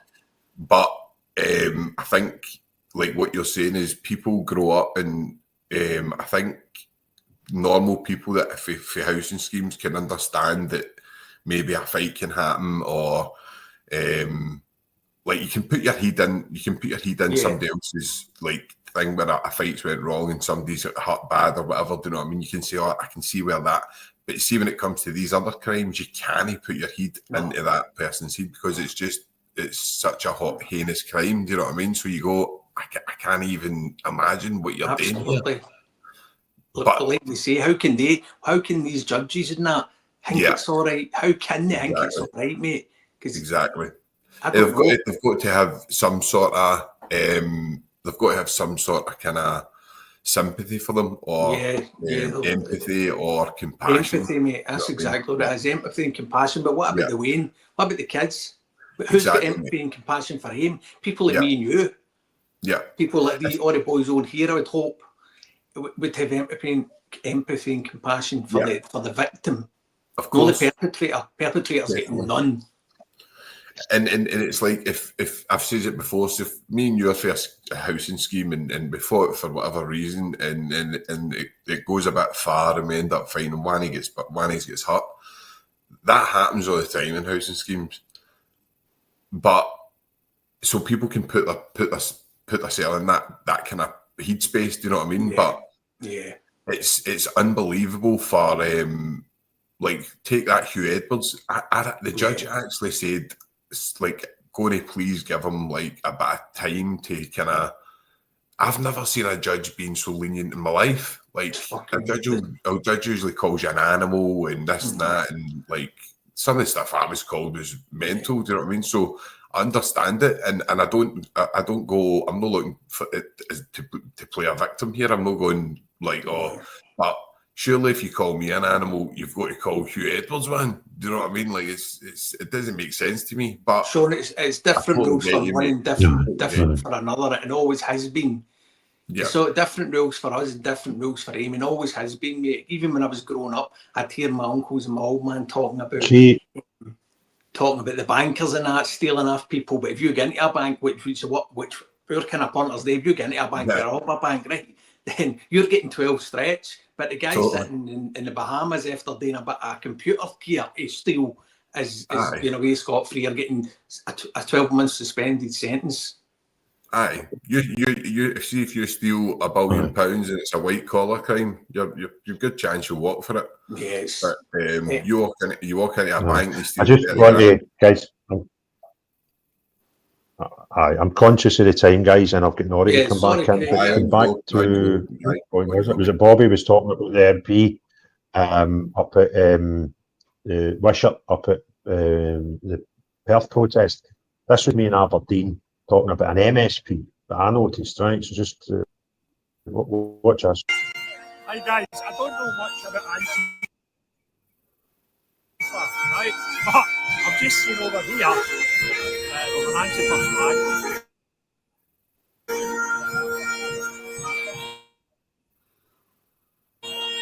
There, right now, the woman that's holding it is an active.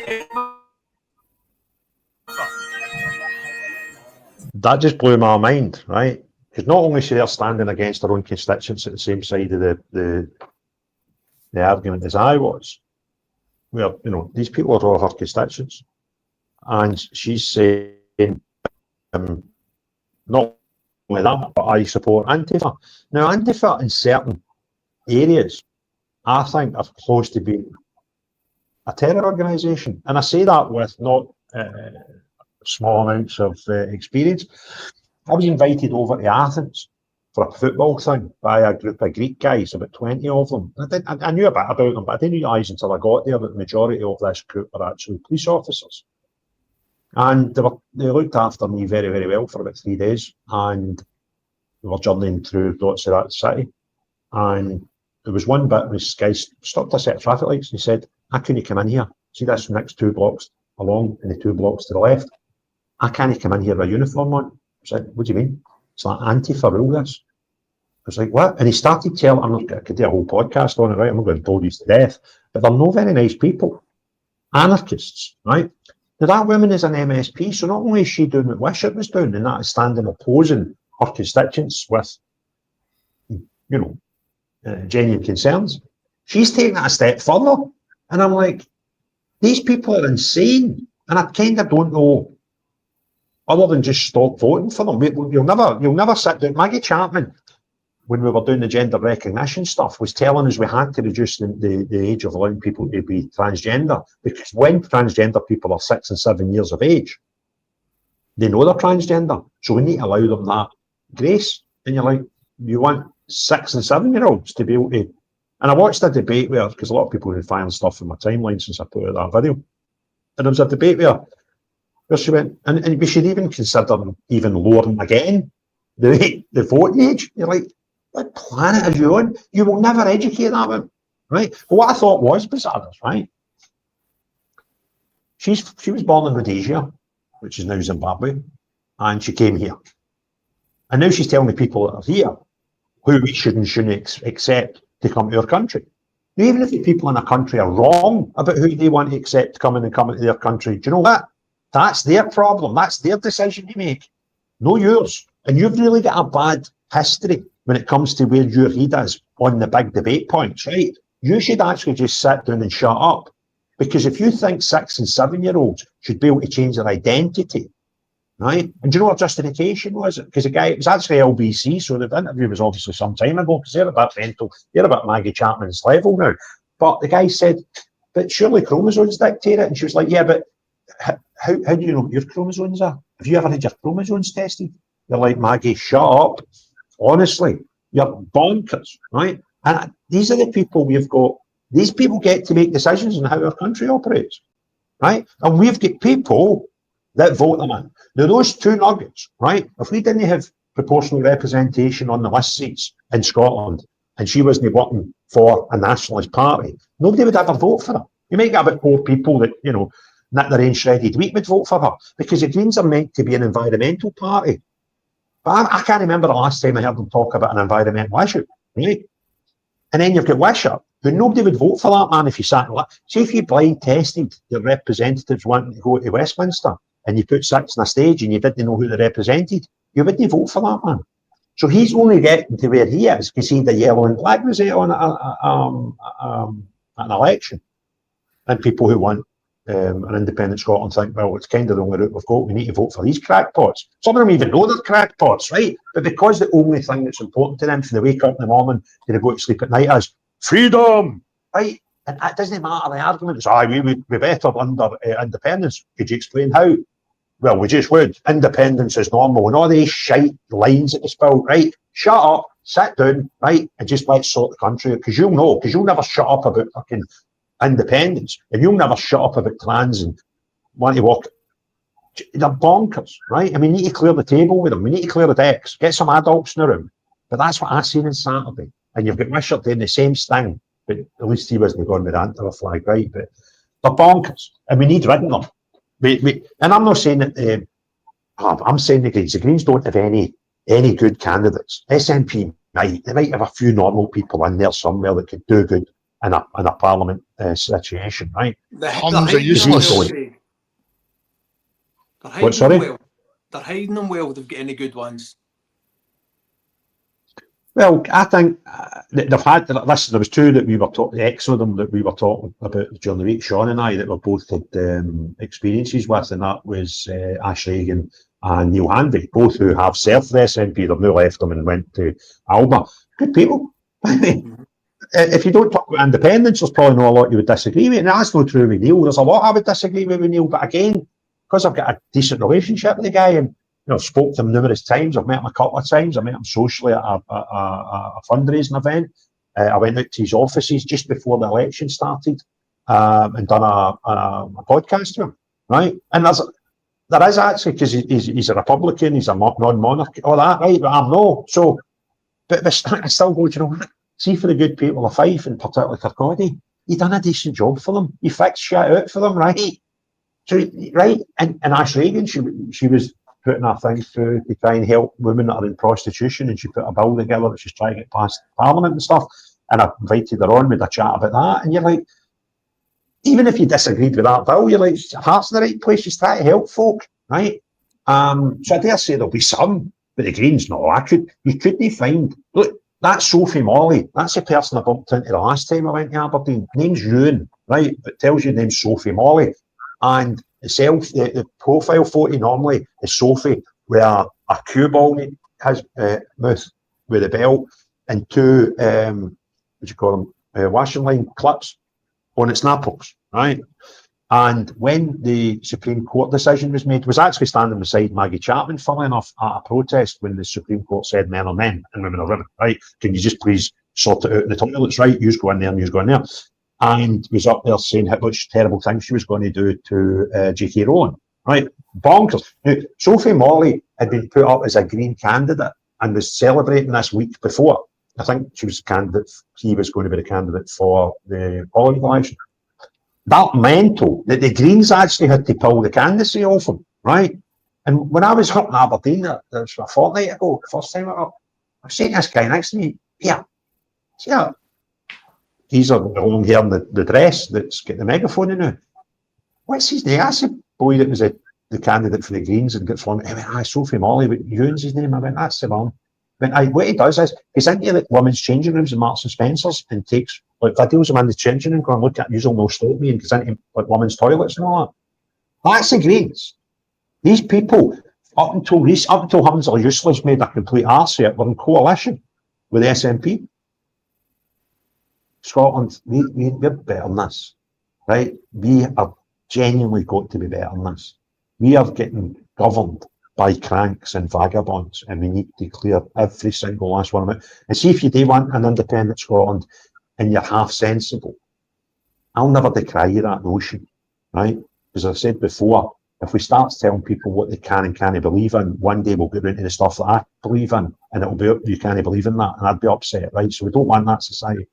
But even those people must go, aye, they're cranks. Do you know what? Let's just, for one session or two sessions of this Parliament, don't vote for them just because we want independence. But see if you find an SNP candidate that's quite a good guy and you think, you could do him good for vote, then fine, aye, have a wee ticket. But don't send us Pete Wisharts. Don't send us Maggie Chapmans because SNP told you to give the second votes to the Greens, right? These people are cranks. And see if I get up there, honest to God, I will not speak any different to them if I'm happy to share a building with them. I'll tell them they're cranks. And see if you want to get a presiding officer who does the button, oh, Mr. Houston, you can't speak like that in this chamber.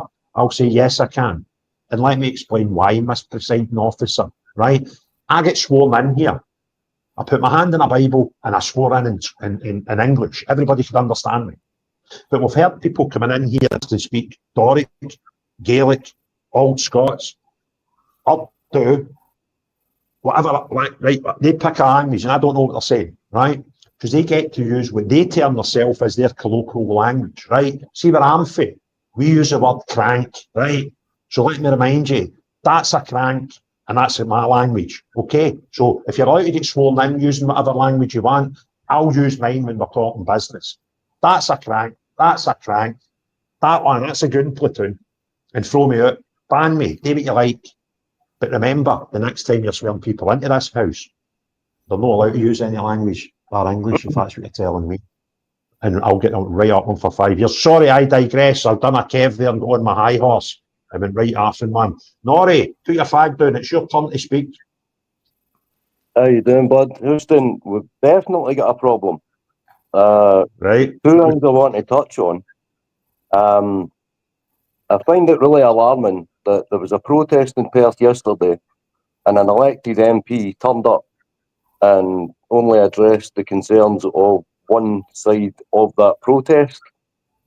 Now, the other part that I find really strange is I looked around when I was there because I ended up being a marshal at one point in it. So I was stood in between the two crowds and I got a chance to have a look over both crowds. Now, I knew everybody that was at there protesting against like the illegal immigration. But when I looked at the counter protests, I could probably count on one hand, if I'm lucky, the amount of people from Perth that I knew that were in the counter protest. The rest were, there was one section that were from Dundee. Now, you knew that because they were under the Dundee Council banner and there was some kind of trade union banner there as well. There was a mob for Stirling and there was a mob up for Glasgow as well. Now, had they not been there, their protest would have way outnumbered what they had. Now, the fact that Wishart turned up, gave them a wee 5-minute speech, got a photo up, and then buggered off, without even coming out and, you know, addressing what the concerns were of the actual protesters. That really does expose who's behind these counter protests. You know, I mean, this whole thing is all one big. It's been done by design, right? Now, I'm not quite intelligent enough to know all the ins and outs of it, but I'm learning from the people that I'm listening to and your podcast. And, oh, by the way, before I go any further, the guy who Bring the Noise, he came up yesterday. Absolutely brilliant. I've got to take my hat off to the guy. Aye. Don't say that out loud. Don't, honestly, listen, don't say that out loud, Norrie, right? His ego's high enough, right? And do you know why he came to Perth? Because it was the closest place he could get a sunbed booked on a Saturday, right? From where he lives. That's how you seen him, right? And he couldn't get anything booked in the North East at all. So, and he had a teeth whitening session booked in the afternoon. So that's how he didn't go to Aberdeen, right? That's how Nenes could get into the Indigo Sun that day. Aye, John had booked it so he could walk in it. Right, see what you're saying there, Norrie. One thing I feel about what we're talking about is non-locals turning up at protests, because I've been all the UK protests recently, right? Listen, I don't mind the odd protester. Aye, but what I will say is, right, when it's organised, because I seen a thing put on Friday, they're panicking, right? And it was show racism the red card. What is it? Something against racism, Scotland.com, right? They were telling you ought to be at Queen Street Station for 9 o'clock or 9:30 or something, right? And they're like, they're all going to Perth, right? And their bottle's gone. Because before, they would be the same people. I mean, John went to Perth, I went to Stirling to the farmers thing, John came into the Stirling thing, and then I headed up to Aberdeen, so we sort of covered it all between us.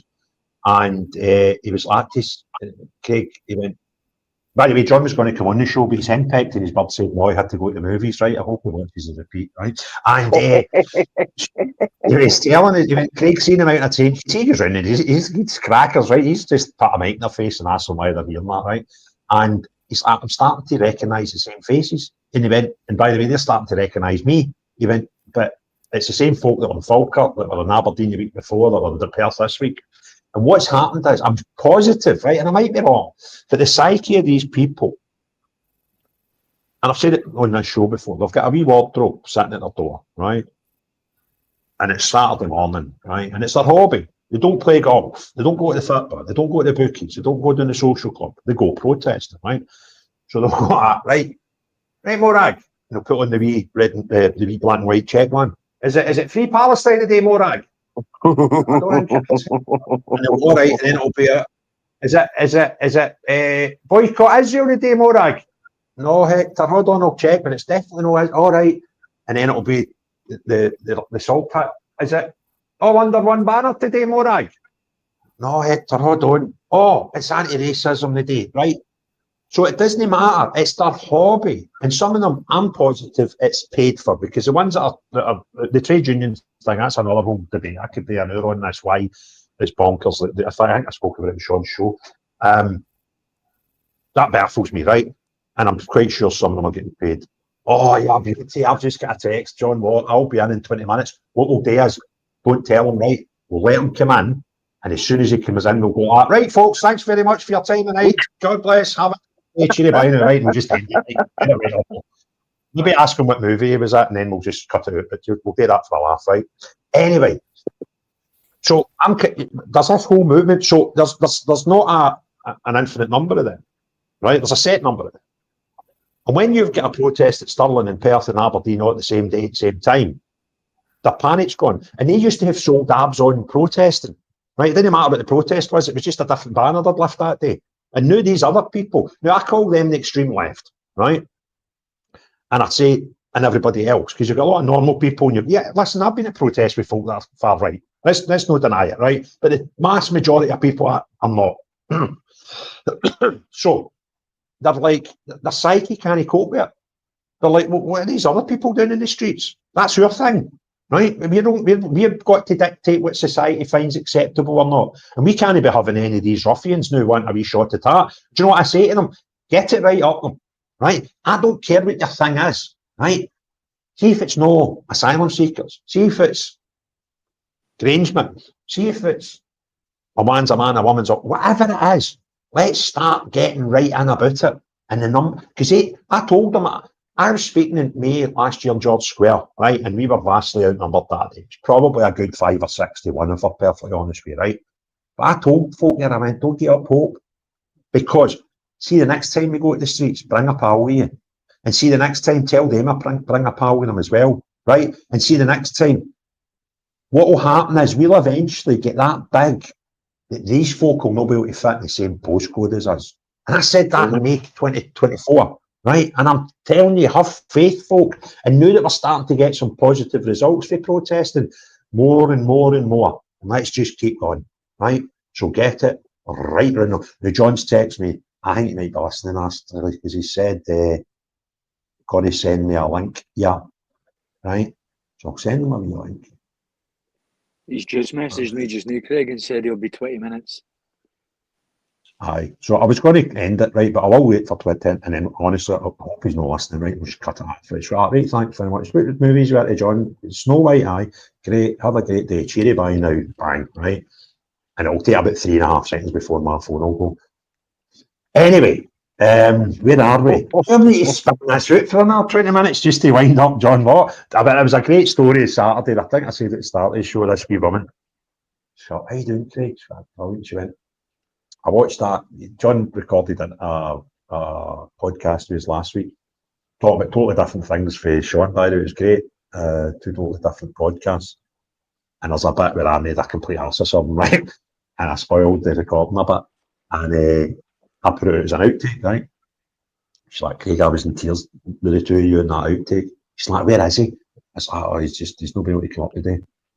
She's like, oh, was I excited about meeting him? I mean, he's lovely, a young man and all that. I'd just love to meet him. I'd just love to meet him. I was in stitches.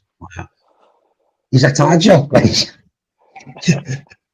It's good. But anyway, where are we up to? Stevie, what's happening up? Steve, DGR, I don't even think you've spoke. You've been up all night. We've been at this for 2.5 hours. I did hear you right at the start. So between the two of you, could you tell us what's happening up in the North East? What's going forward? Because you're smashing it up there. You're absolutely, you should be a great inspiration for the rest of Scotland, to be honest with you. Yep. I will Saturday we'll go again. 2 o'clock. 2 p.m. Back where it started. The Is patio this back hotel. at the one at the beach? Aye. Aye. So we've had the patio hotel, we've had the hotel at West Hill that we were at on Saturday. We've had, what was the other one? Langstract. Langstract, 3. Was there any more that Aye, I've not there's heard another of? 2. There's another 2. I'm going to speak to John tomorrow and see if we can find the distance between, or the 2 closest hotels, and see if we can do one that we haven't hit before, and see if we can possibly march to the second one at the same time. Because that Perth one, I watched that today, and the march is a good idea. I mean, Epping, I watched that tonight, and they marched around the whole Essex, basically. So I think if we organise a march. Falkirk are doing something different on Saturday, right? But I'll tell you what, see, just thinking there as you're talking, Stephen, that how this would really bugger up the lefties, right? Or the far lefties, because there is a difference, right?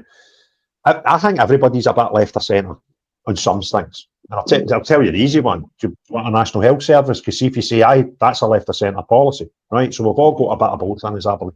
And that's why I don't like these pigeon laws that we put people on. Do you know what would bugger up the far left, the lunatic left, extreme left? Is what they done on Saturday at West Hill is, you guys called it to start at 6, so they called theirs to start at 5, right? So they then pitch up and get the prime seats, right? However, see if you do a march between the 2, what are they going to do? I know. Are they going to go to that one first? Are they going to go to that one first? No, it doesn't matter. They're screwed either way. And honestly, I think that's a great idea. Aye, that would be I'm going to brilliant. see. I'm going to talk to him tomorrow. I did actually in fact, I saved it as a draft because obviously you come up to a lot. I think Kev's addicted to them now.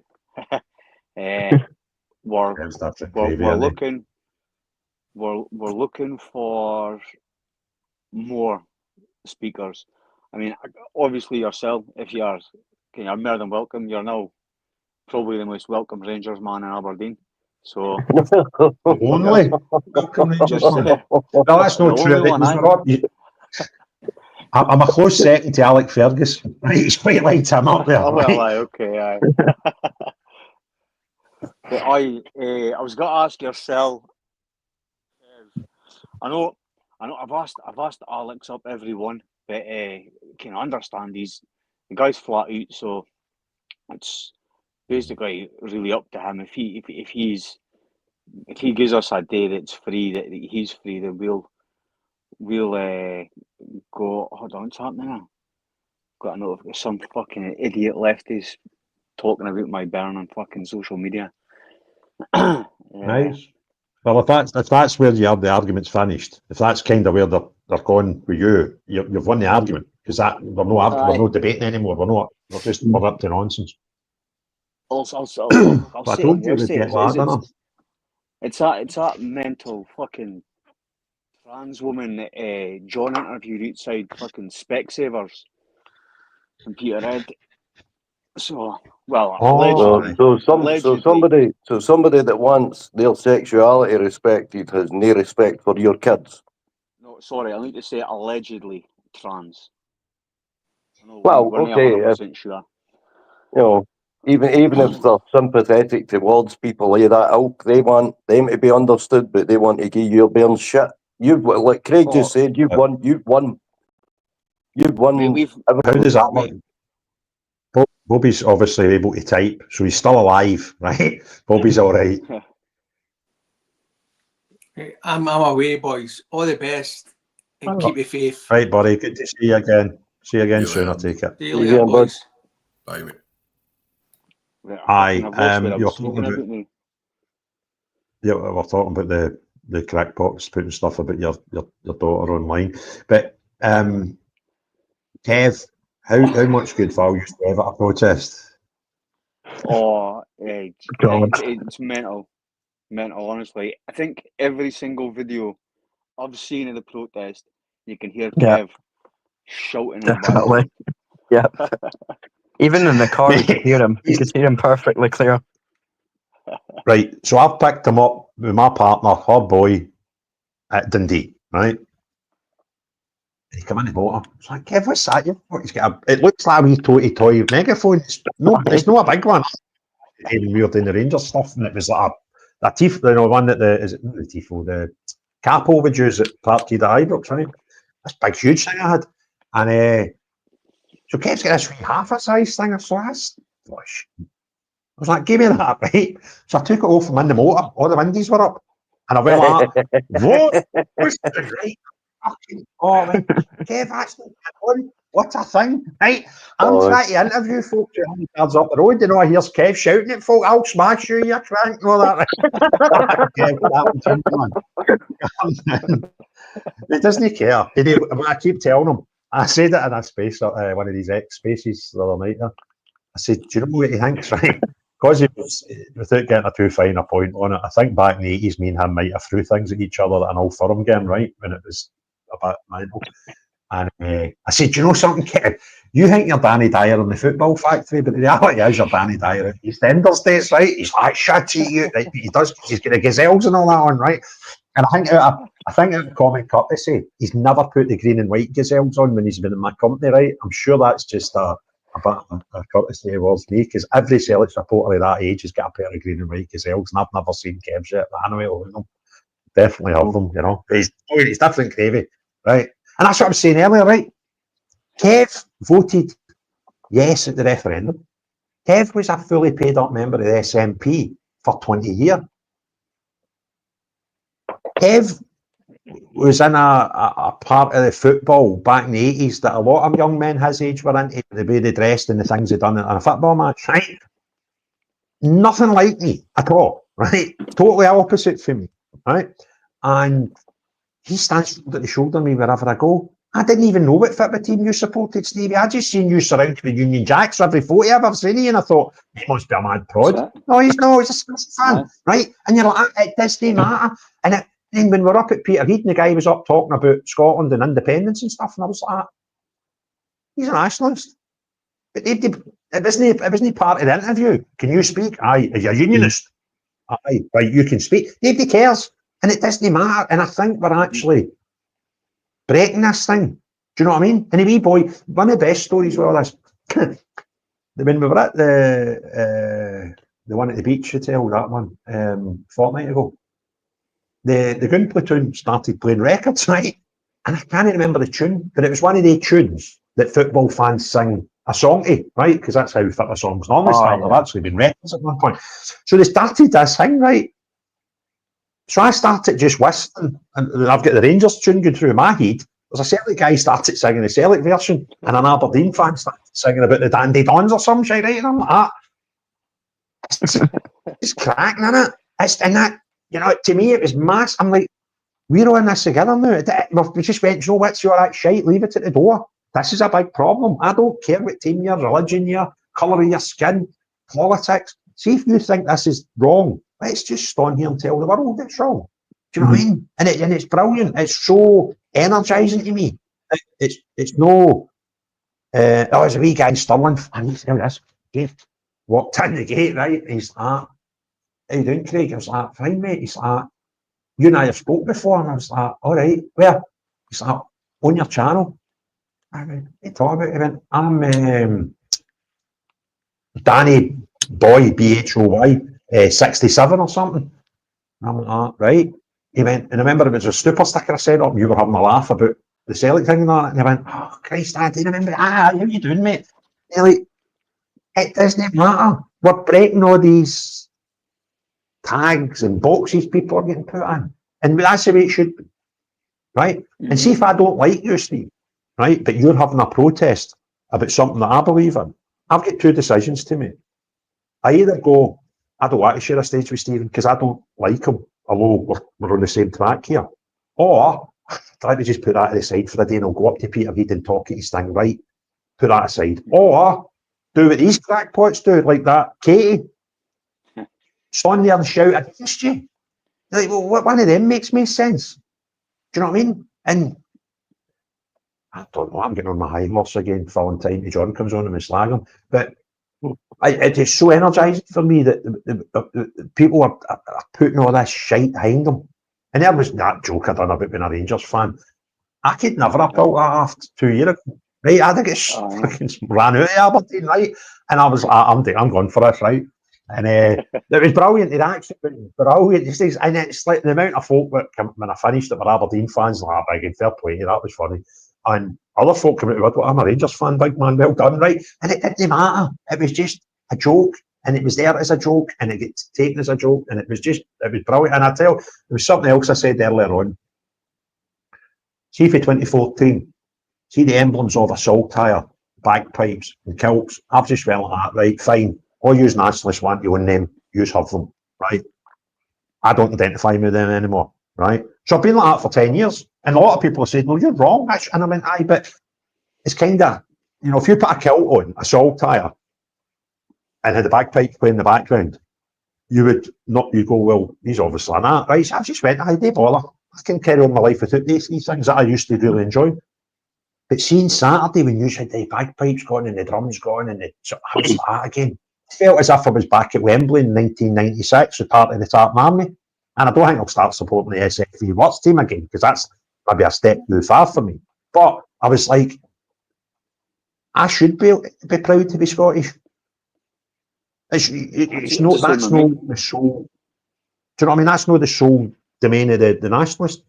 And actually, it was, I was going, aye, I'm not saying I was wrong, I'm just, you change your things. And I'm like, fuck it. I'm allowed to be proud to be. I've been told I'm a traitor to Scotland for 10 years plus, right? And to fuck off down to England by people of different politics to me. I kind of bought into it, right? But then on Saturday, something went like that and clicked, and I went like, no, not having it anymore. No danger. I'll be that guy again. I'm going to go and buy another kilt tomorrow, right? The kilt I had didn't fit me 10 years ago, so I couldn't tell you that is now. But do you know what I mean? I'm not be like, I'm a nationalist, right? And it was great. The atmosphere, there's something about pipes and drums just gets you going, doesn't it? And it was brilliant. It was absolutely brilliant. I really, really enjoyed my Saturday. So thanks very much for inviting me up and asking me to speak. It was most humbling. No, it's no problem. Like that, honestly, since that independence referendum, I've been the exact same way as you. The SNP split us right in the middle. Yes against no. Unionists against Remainers, whatever they get separatists, whatever. Aye, do you know what I feel sorry for, Stevie? I thought 2014 Unionists won a referendum, right? I don't think we did. And I'll explain you why. The no thank you vote won. But I don't think that was all Unionists. Because what I think is there's dyed in the wool nationalists out here, which was that size. And you get dyed in the wool Unionists here, which is that size. But I think the biggest bit in the middle are normal people who are neither, wouldn't identify as either, but could vote either way given the right, if they were put a proposition in front of them and it made sense, and they thought, well, then it could go either way and two alternate days, by the way. And they just weren't convinced enough, right? So here's the bit, and here's what I'm getting to, right? I don't mind people calling me a unionist X, Y, and Z, right? I kind of like, aye, crack on. I like that. I like that label, right? I don't mind that label. And if I was a nationalist, the same, I'd be like, I don't mind that. But do you know what I'd hate? See if I was one of the ones in the middle, and you're telling me you're a nationalist or you're a unionist, depending on what you tick in a box. I would take offence to that. And I go, that's shite for them that will be split. And everybody demanded to know what I know people that were in workplaces that lied to their work colleagues about how they voted, just to save face. And just to, right? And these people tend to be the ones I'm talking about in the middle that could have went either way and could go either way again if they'd done it again in 10 years, right? And I feel sorry for them because we pigeonholed them.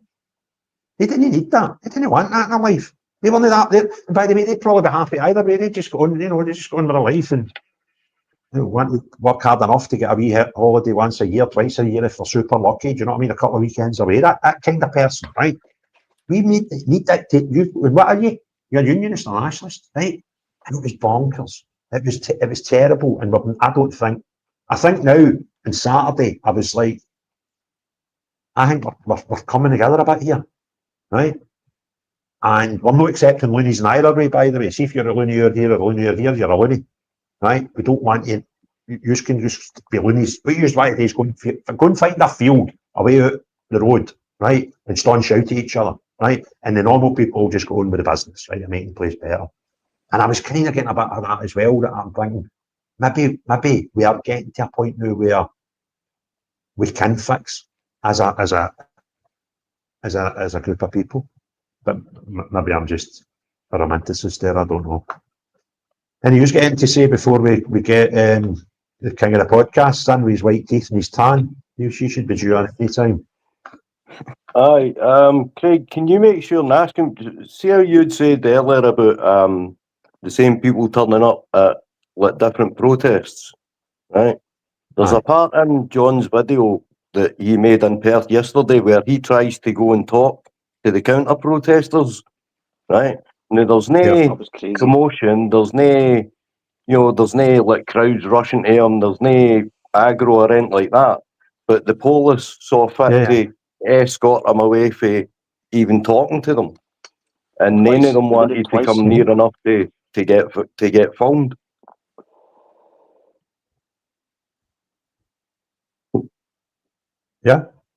Yeah, but it's strange. Listen, I've done it as well. I done it about a month ago, 3 weeks ago. I was driving on a Sunday to one end of Glasgow. Please tell me that's your man. My ears just beat. Oh, brilliant. Right, so I was driving, and there was a protest on at the police station, and it was all, there was three, I think, the Palestine Action folk had tried to ram raid a defence contractor and go to jail for enough, and these people were saying, oh, terrible, not getting held illegally. And I managed to eventually get a love with one of them. But it's amazing when you talk to me, excuse me, I'm a podcaster, I'm trying to get an interview done with, what this is all about today. And the answer you get, and John's backstage, we'll bring him in a second and ask him, is I'm not allowed to talk. Like, you're an adult, you're here, you're free will, yeah. And that's kind of points to this is all arranged and the instructions going out and stuff. It's like that, you're not allowed to talk. So I'll bring in the self-proclaimed king of the podcasters. How was Winnie the Pooh, or was it Superman tonight? Spider-Man? What were you really saying, John? It was actually, do you know what? Like, it was a new, is it Joaquin Phoenix, the guy that was in the Joker? You done it? No, you're thinking that that's how old you are. You're not very times, man. It's the boy that done the latest Joker, Joaquin Phoenix. And see, to be honest with you, see when you know what's kind of going on and all that, it's basically telling you it was like Bill Gates and all that vaccine. I know it's mental, but it was just, if you go and watch it, you'll be like, mind blown. I'm sitting there going, this is telling me everything that's going on. Anyway, I'm heading up the road. My ears were burning. There, John. I need to put there. I've got a time restraint on my account. I didn't know. I've heard all this. Anyway. I've heard all this.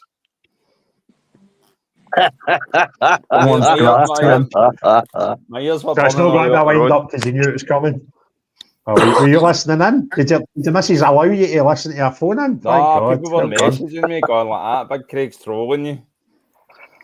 Is the Wi-Fi all right tonight? You closed the window? Wi-Fi's told you. Brilliant. Right, trying the curtains and everything. Put the blinds on. Not if Denzel's got a promotion. It's been great seeing with you, John. What? Denzel, he's got a promotion. Hold on. Listen. Is she still 30 seconds behind? Big Craig. He's been all right tonight, to be honest. Right. This is happening. Listen, we've got somebody in the green room, and I'm delighted, right? Because I put a shout out about half an hour ago for somebody of the fairer sex to come up, and we have Veronica. So, John, if you could just bide with us for a minute or two, I'm going to get Veronica up and give Veronica the floor. Veronica, how are you? Thank you very much. You hear me all right, yeah? Yes. We've got into this show. So I'm brilliant. Absolutely fantastic. So what's your issues you want to talk about, Veronica? Can you hear me okay, yeah? Yeah. Aye. Right. Aye. No, right, basically. Oh, I don't know what's happening. Craig, you're glitching. Maybe it's when I came in the room. Craig glitches, man.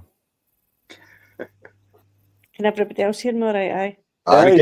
We can hear you, Veronica. I'll That's take over fine. for Craig. Do you know what? Don't worry about Craig the now, right? Right, basically my point, right, is the fact that anytime you view your opinion, right, and I'm going to take it all the way back to the migrants here, right?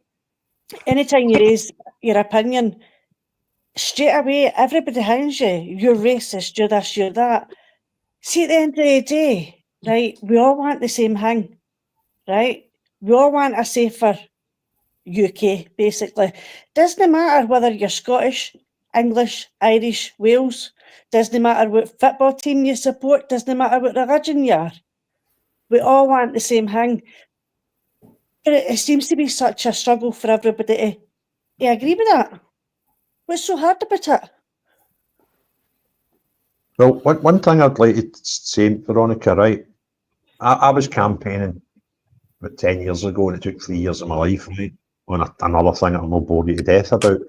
When I started that campaign, I hated it when somebody disagreed with me, right? I'm like, no, we all need to be together to win this thing, right? And after a bit of time, I realised you don't need everybody to be on your side, whatever your point is. You just need enough. You should forget about, see people that are just never, right? So you actually just, fine, no problem. Is that your opinion? Great, crack on, and just you crack on with what you feel is important to you. And I kind of think on the immigration thing, let's just take that, because not everybody agrees on everything, right? So let's just take that point. I kind of think I've been to the north of Scotland, the central belt of Scotland, I've been to Northern Ireland, I've been to the north of England, I've been to South England, I've even been to Cali and Greece in the last 6-8 weeks, and talking to the majority, I feel the same. It's not a hatred for foreigners, it's just got too many immigrants. So, and the ones that are coming, that are claiming asylum, will get a bit of a problem there because the system's broke, right? We've got a government that's told us in Scotland and Holyrood that we have got a national housing crisis about October, November last year, which means we don't have enough houses. And then tell us 6 months later that the demand from Westminster that they allow us to write our own visas because we need more people, right? Well, you're kind of, that does, even in a simple arithmetic, that doesn't work. So don't feel that you need to get every single person to agree with something to actually make a campaign successful. You just need enough. Let me remind you, Keir Starmer is the Prime Minister of this country, and he didn't get all the country vote for him. So even in the biggest issue, you don't need everybody, you just need enough, and unfortunately Starmer got enough, right? So just let them. It's a label. That's what it is, Veronica.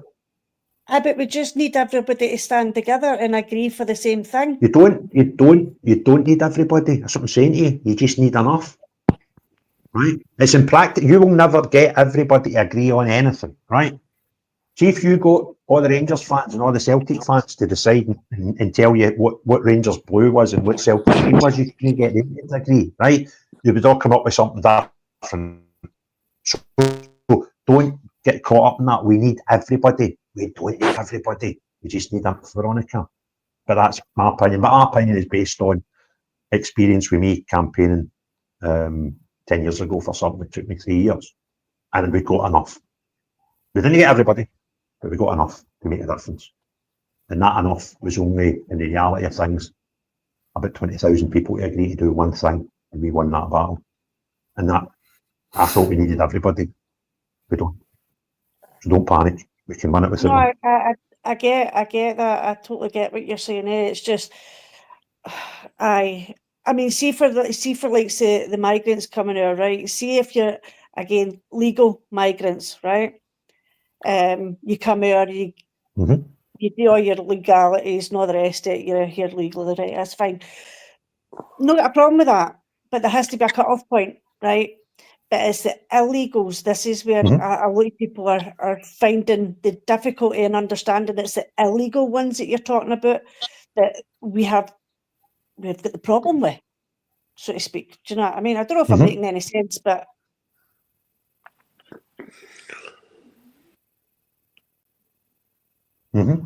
No, and I think everybody's got slightly different things, right? There's some people out there that want no migrants whatsoever, right? And there's some that go, well, like me, for example, I spoke to Sean about this on his podcast he's putting out next weekend. And I kind of can't get to the concept of having no migration, and I'll tell you a quick story why. Elon Musk wanted to come and put in £500 million into Grangemouth and set it up to build batteries for his next Tesla.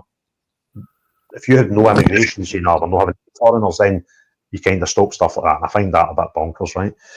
But most people can see the value in we've got too many because the whole system's broke. And the biggest problem within that is the illegal. And folks say there's no such thing as an illegal migrant. Well, yes, there is.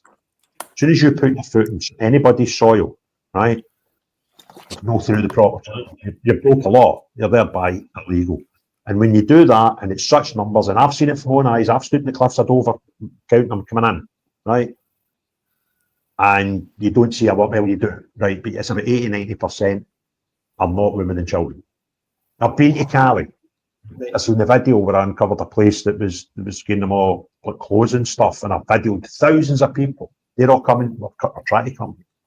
And again, I think I've seen 4 women, right? That's not right. That doesn't make sense to me. And the true definition of someone that's seeking refuge is someone who's in a place that's not safe for them. Now, I spent 3 or 4 days in Cali and Dunkirk and all these places around about there. They're very nice. They're not unsafe. There's no war going on there. So the minute you leave that country, that's a safe place, right? But when you go there, you've came from Turkey. Because most the ones I seen when I went to Lesbos, they go to Turkey. That's 6 miles away from Lesbos. They then come into the EU by paying, it's about $2,000 for that trip to get into Lesbos. And then as soon as you're in the system, that's you're on a free ticket anywhere you want to go in Europe, right? But Lesbos is a bit ropey. I uncovered some seriously odd things happened to me when I was there. But it's not an unsafe place for people that are trying to find UN bases that I was trying to do, right? Because I was doing daft things. So that's not unsafe either. So I'm kind of, you're not a refugee. You're somebody who just fancies coming to the UK as an immigrant, right? And that's been going on for centuries. We've all known people that have went the opposite way and have left here and went to other countries as immigrants. There's a process in place for that. But what you want to do is you want to cheat that process. And you want to put yourself in front of the queue. And I tell the story all the time about young Baraka, who spent the first 14 years of his life in a refugee camp in Africa after his parents, before he was born, fled Congo. 14 years he was in a camp 2.5 miles wide until he eventually came here. Now, he shouldn't have had to wait 14 years, his life, in a camp because all these people are queue jumping, basically, right? So, should we have asylum? I kind of think, if you've got a heart, you would not argue with the concept of asylum, right? And when you can help people who are in horrible situations, you would do it. And when I'm not saying you should have no immigration, but you can't just have, you've got to have limits on it, you've got to have reasons for it, you've got to have a process. And if you want to skip any of those processes, then you're illegal. But then you factor that in, the amount of them that are fighting age men, come to our streets, are women and are females, are not safe. And now, even in Falkirk, if you're a male, 31, 32 years of age, you can become a victim of these people in a sexual manner as well, right? That ain't right. That's no right, and I can't be putting up with Maggie Chapman. They're all telling me that I've got to accept this. Veronica, I'm always curious. Is that your major big concern just now in the UK, just regarding immigration and that? At the moment, because everything else, I mean, you have to put everything else aside. Do you know what I mean? This is the main thing that's... Well, you see, where my head's at, right? So I've been fighting this system, if you want to call it, since I got injured from my COVID-19 jag, right? And that's how my activism started. So that's, anybody wants to look at my stuff, that's what I've been campaigning for, because the amount of people that have been harmed by it. What's getting played out right now is it's actually working, because it's actually working in my favour, it's working in Craig's favour, it's working in many people's favour, because what we're getting more people realising that the mainstream media and government are lying to us, right? Oh, so like Craig's saying, we don't have to, there's some people you're just not going to win with, right? But we're not going to win with everybody. It is, and we're becoming the silent majority now. People are coming aware or whatever of what's really going on. So this is actually, believe it or not, and I know it's terrible what's going on in that, but it's actually working in our favour right now, because more and more people are starting to go, hold on a minute here, we're being lied to in so many ways, and it's a divide and conquer tactic. They've been doing it for a hell of a long time. And it was actually good hearing Craig talk about the fact that, you know, the bagpipes and the salt eye, and you've kind of let that kind of go now, Craig, because obviously 2014 you've obviously had a bit of I don't know what to call it. I don't know if you want to call it a gripe or whatever, because obviously what you went through in 2014. But I've been programmed to hate that Union Jack because of a certain football team I support. But at this moment in time, I'm willing to put everything aside to try and make this future bigger and better for us all. The immigration thing is a massive issue, but for what else is to come after that is where I'm worried. And for what else they want to do for us all, that's what's making us all come together, and we'll slowly but surely all come together for that. Hopefully, hopefully it doesn't come to that bit. But right now, Veronica, although things are terrible right now, it's hold on to that hope, because many of us are now uniting together, and all we need is that.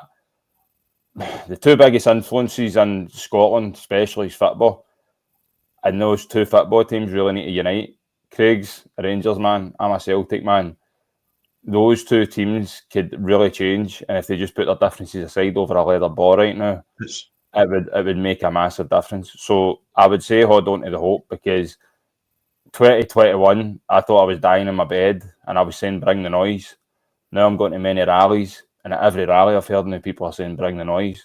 So for me, it's fucking brilliant, and I'm loving it.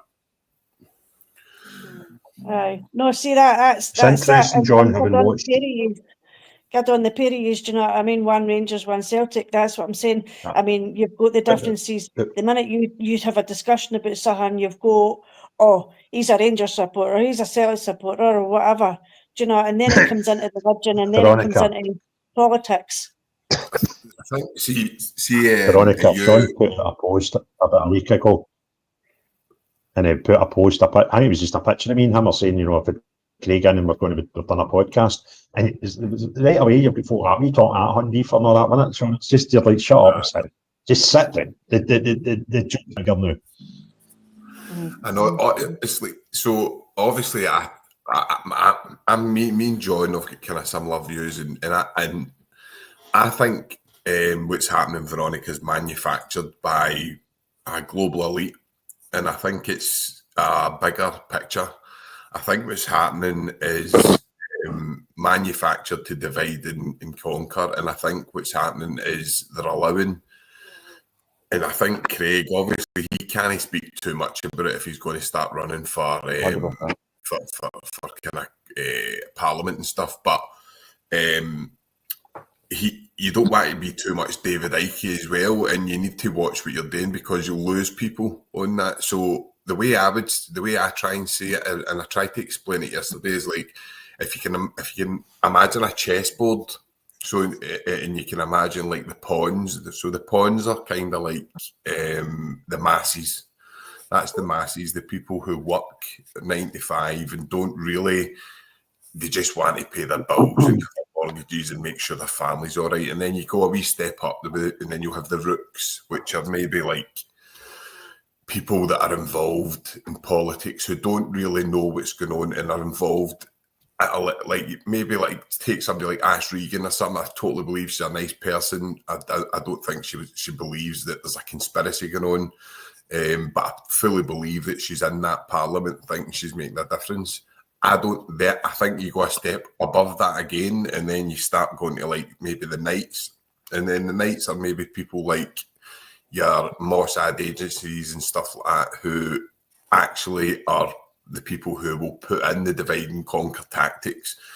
And that's what's happening now. And I think Craig maybe kind of obviously, when we've done one of his trips, showed that there was a lot of UN buildings, a lot of kind of Davos plates and weird stuff going on, right? That listen, we can all sit and say we think it is. Then you go a step up again, and then you've got your big conglomerates like your BlackRocks, your Vanguards, and that, who hold tremendous amounts of money. They're the money keepers, and they keep the money, and they allow things to happen. And then you go a step up above that, and then you've got like your Queen, who everybody's scared of, and that's your people who you really can't talk about. You need to come down that ladder, Sean. Now, man, you're going too high. I know, and I think you're probably better staying in the kind of. You're better just staying in the third rung, man. Don't go up higher than the Knights. But I think what's basically happening is, I think even if you take like, I'll just take at the Troubles for example, right? If you look how embedded MI5 and MI6 were in both paramilitary groups.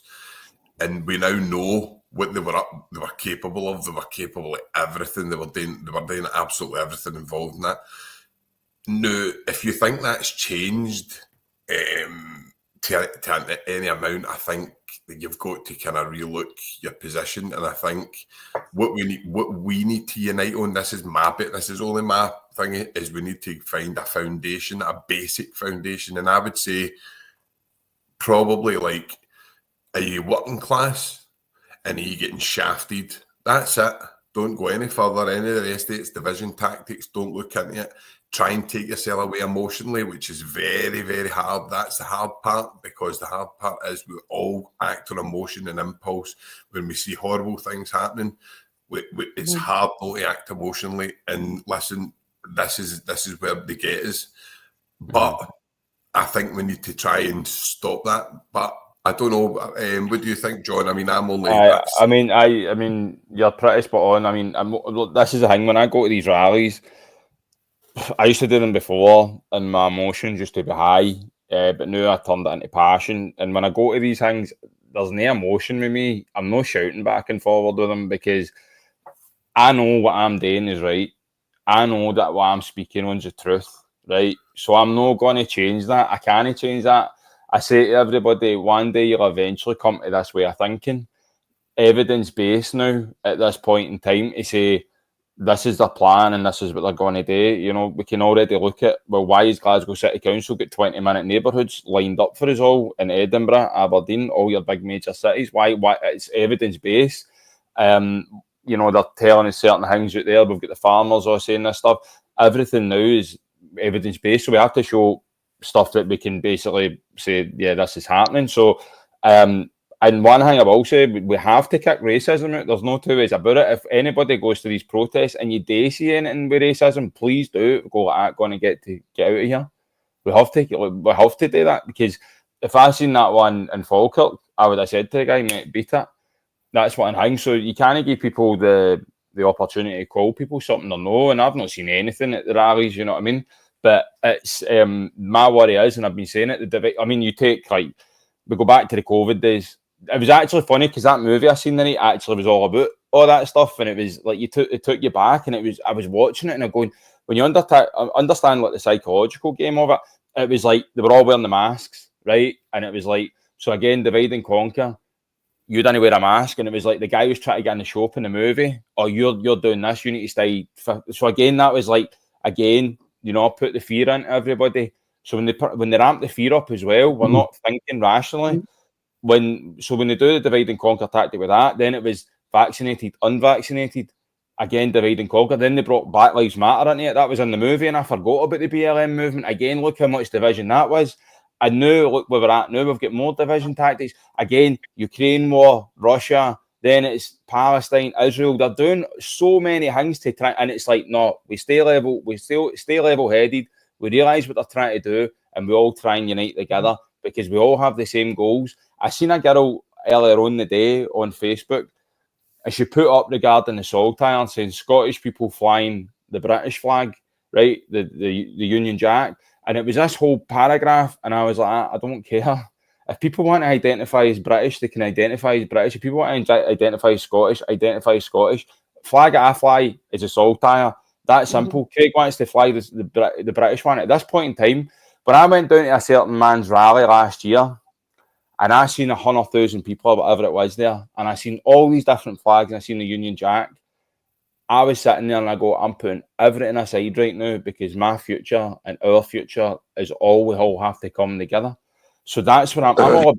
It's all about unity for me, and it's all about coming together. And like Sean says, the emotion is what's going to try. It's hard to take that emotion out when we all know what's going on. We're all being gaslit. That's the main. That's evident at this point. You know, I mean, being gaslit. It's psychologically frustrating. I haven't looked at the papers today to see what they've written about us. And I do want to touch on this, Craig, regarding the hanging Perth, because I don't want to keep you up all night. But I mean, I hope that can happen. Here he goes again. The big John Watt show here. When you go, John? No, just I get my point. By the way, Gino's only 5'5". I'm 6'3". Remember that? Listen, guys, I'm going to jump in the now. I'll let you carry on, but thanks very much for having me on here. And thanks very much for coming on, Veronica. No worries. We'll not be long because John's in the room now. He's busting my nut. I'm going to need to get to my bed soon. But listen, Veronica, seriously, thanks for coming up. There's not enough the fairer sex coming on here and talking. So thanks very much for doing that. Well, it's a Come again anytime, okay? So there we go. Right, take care, guys. Well, that'll be. See you again soon, buddy. Thanks a lot. I'm all right to talk about. I'm going to need. You need what? Talk about what? Aye, mate, I've been on the go for 2 days. So I'm struggling. Wait, I only hung about because you text me. I was going to my bed about half an hour ago. I wanted to just briefly talk about Perth, mate, and then I'll let you go to your bed. We've spoken about it. We've already had folk coming up far more important than you talking about Perth. I wanted to tell you about what I witnessed quickly. I'd like to hear that. It doesn't matter because we've had local people to Perth. No, we've had local people to Perth come up to Perth, and they're far more important than you, right? Infiltrator, you far right infiltrator, going up to these good places in Scotland and causing. I'll make it as brief as possible, right? But there is a bit I really do want to touch on, right? You can do that. Podcast. No, man, it's not going to. What? Is it? Are you going to touch on the stuff that we've already shared about 25,000 times a day for you? I don't know, mate. You've been here 3 years. You've been here for 3 years. I'm pretty sure I heard John Toll said he was going to his bed at half night. And he's still sitting here. That's because you came into the room. You know what I mean? Fucking big John, I will give you a bit of floor space, right, and a bit of mic space, right, but.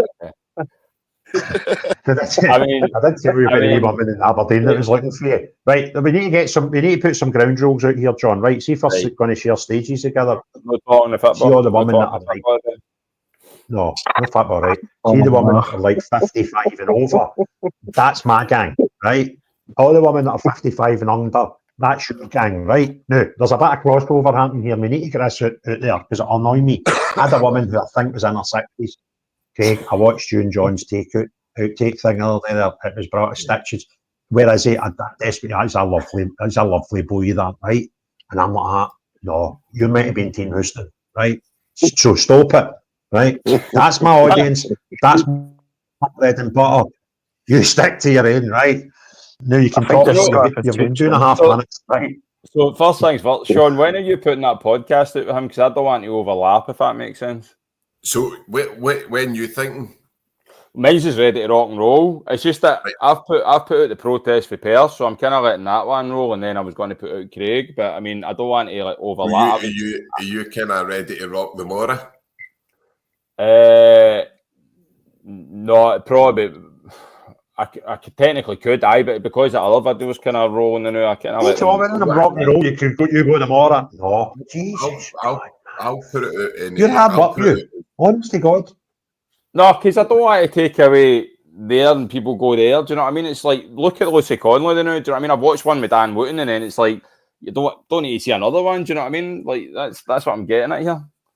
I think they'll be totally different. Sean's is better.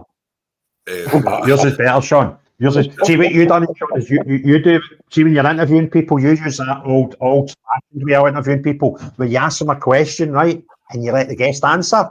That's kind of how it works, right? John's like that. I'll be waiting to tell you this, right? And you're like that. I walked out and left him halfway through. I went, It's a new generation, mate. That you're stuck in the BBC old days, mate. This is the podcast, No, a conversation, right, with a camera. Gino, he's absolutely right. I mean, you took the long way down to Falkirk that day deliberately so you could fucking bust man up. You know what I mean? Right, anyway, look, we go back and forth. By the way, the bit with the outtake, see him just before I go any further. You've got 3 minutes. 3 minutes. See the bit with the outtake? I'm sitting talking, right, and then he goes, I'm trying to get a story out for like 5 times, and then eventually he goes, keep going, keep going, right? You didn't see it. And then he just walks away from me, and I was like, you see the wind up? Sorry for swearing. Anyway, right, back to Perth, right? So I get there in Perth, the numbers were decent. You weren't in Perth, were you, John? Fuck. Aye. So the numbers were decent. Now, when I go there, right, so we marched up and all that, and the thing that annoyed me was that there he goes, like there he goes.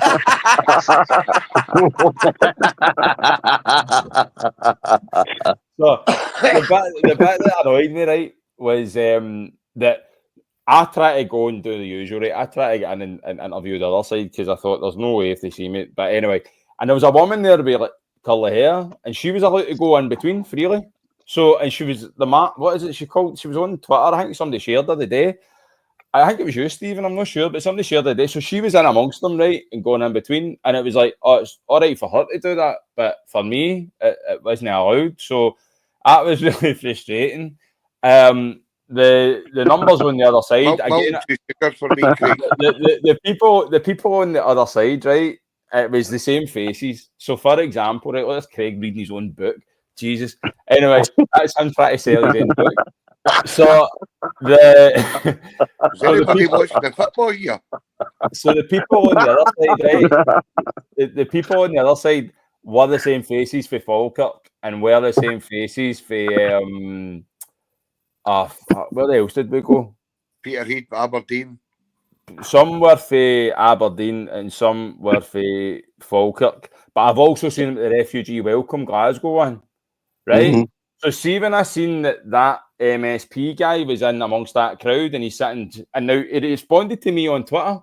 That guy responded to me on Twitter and he said the people that were in that crowd were local. And I went, well, that's funny because the people that you're photographed with, I've literally witnessed them at Glasgow. So the fact that MPs, MSPs are actually taking their side already, it baffles me. It frustrates the life out of me. Well, you're supposed to be an MP, MSP, you're supposed to listen to people, you're supposed to remain impartial. True or false? You've done well, John. You've done well, mate. So when you're sitting there, but there's one bit now, Craig, if I go to your attention, there is one bit I want to highlight, and see for me, I actually get a bit emotional at this, right? Can you bring the video up, Craig, and go to a certain amount of time? That's 3 minutes. You've had your 3 minutes. Serious time, right? Serious time this, right? The one I've put on the day. Right, Serious time. The one at Perth. On Twitter? No, the one at my YouTube channel. No, I'll go to YouTube. He's what he's doing. He's plugging his channel. Give him that one. I'm not like Come in that channel to say, hey, man, go and stick my video up. We can go and stick my video up. In all seriousness, right now, when I was there, this actually broke my heart, right? And I actually get emotional about it. When I see an old woman at 80-year-old, 82-year-old, who's a pensioner, out in force, trying her hardest to get the message across, it broke my heart, right? See if you can listen. Now, when I interviewed this wee woman, I actually couldn't hear her because the drums were behind me, but it wasn't until I got home I actually got to hear what she said. But I mean, I don't know, Craig, can you get it up? It's a bit personal. Come on. I think I know exactly what one you're talking about, John. I was stood right behind her when you were interviewing her. John. What's that?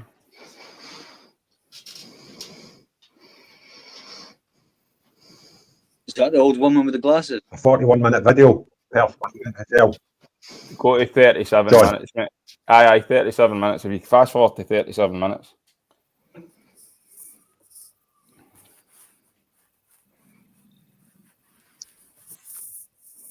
Now, for me, this was like the day I was sitting there and I was like, this is heartbreaking.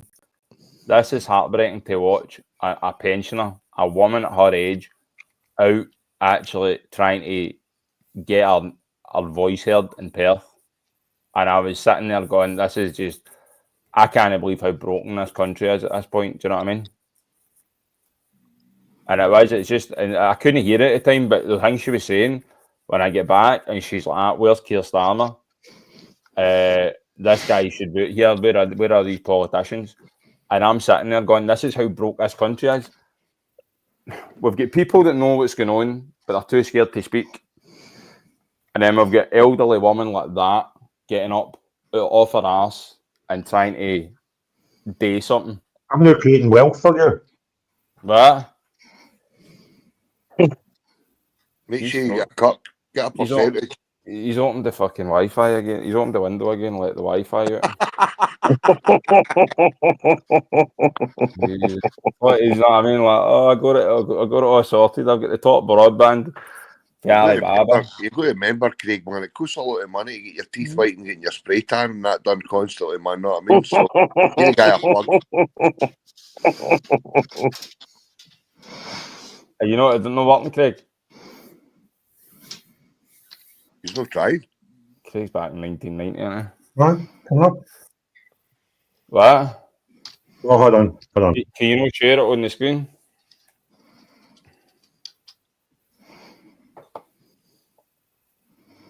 Just now. Right. Right, I think it's just coming up.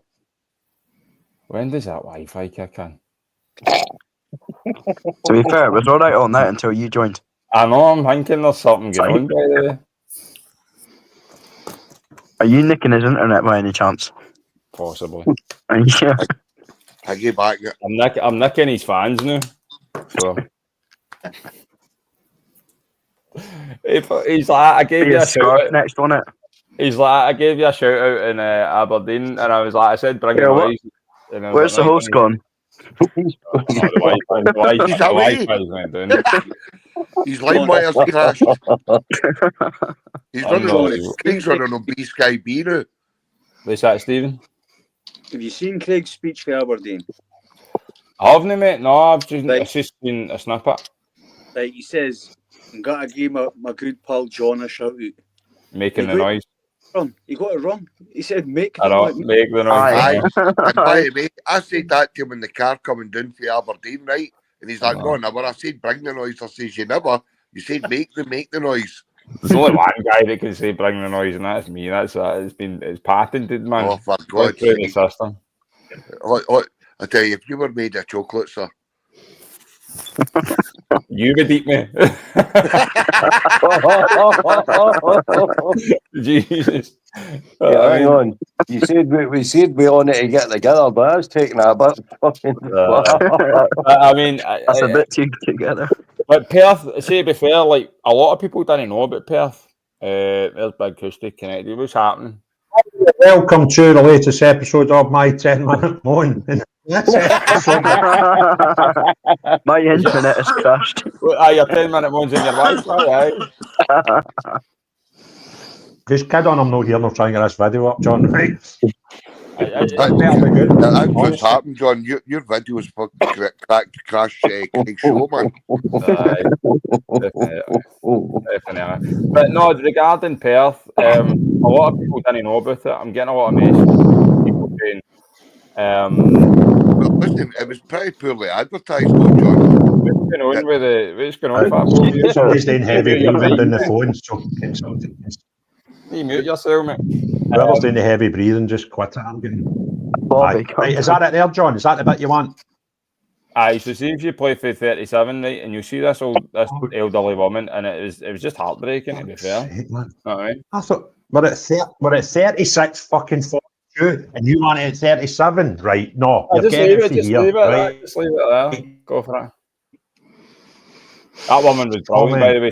See them, they were brilliant. Scumbags. I have never seen a racist shit that are actually scum. I think it's all political. I think it's more than political. than it is to do with the human. It's a political. They want to destroy Britain. But at least we knew what we're fighting World War II for. We don't know what we're fighting here because these people are coming into this country to throw away their passports and put them in the water, and we don't know who and what they are. And you're not safe, but thank you very much.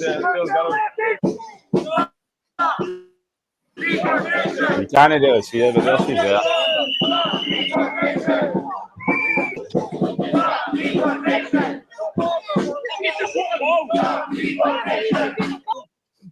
Are you okay, sweetheart? You alright?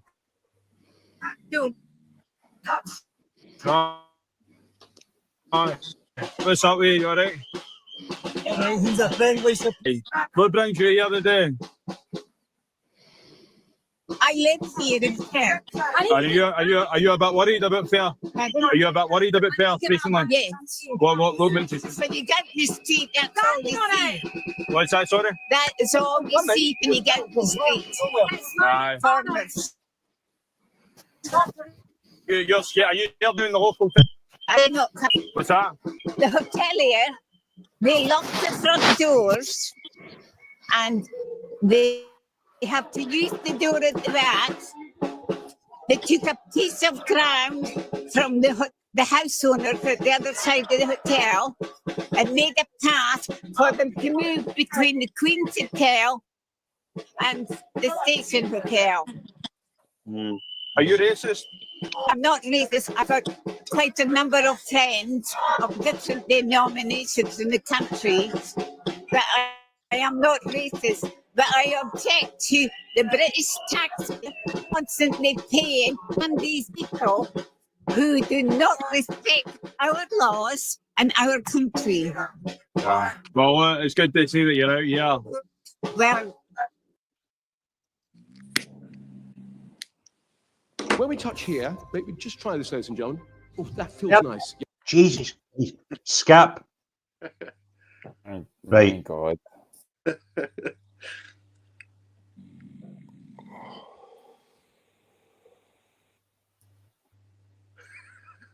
What they are paying. Who's we have a problem, man? We're watching. Who is his name again? What's his name? He's famous. What was his name? The famous hypnotist, Paul McKenna. Paul McKenna's trying to hypnotise us all. Anyway, you get the gist. The fact of the matter is, you know what I mean. We should have missed this time of year, shouldn't we? Of the United Kingdom. Right. Well, I'm going to show up. It's good to see you speaking up. I mean, that's the rest of it's just hanging. But that to me, now the fact is that I don't know if why she was kind of going over there, and I'm going to assume. I'm just assuming, I can't say for facts, but I'm going to assume there was shouting. We have a woman at that age getting out of bed and doing that. That shows me how broken this country is. And I'm sitting there going, this is just ridiculous. Again, I'll stand by the divide and conquer tactics, and I'm all about unity. And this week we're going to announce something, and hopefully everybody just brings a noise and we bring unity. Hopefully, to try and no divide and conquer. There will be people that don't want to unite, but at the end of the day, there's many causes that are being ignored. So, watch your space and bring a noise. But I mean, Craig, any input regarding that video with that wee woman? Were you at Perth at the weekend? Aye. Our thoughts had bumped into you in Stirling.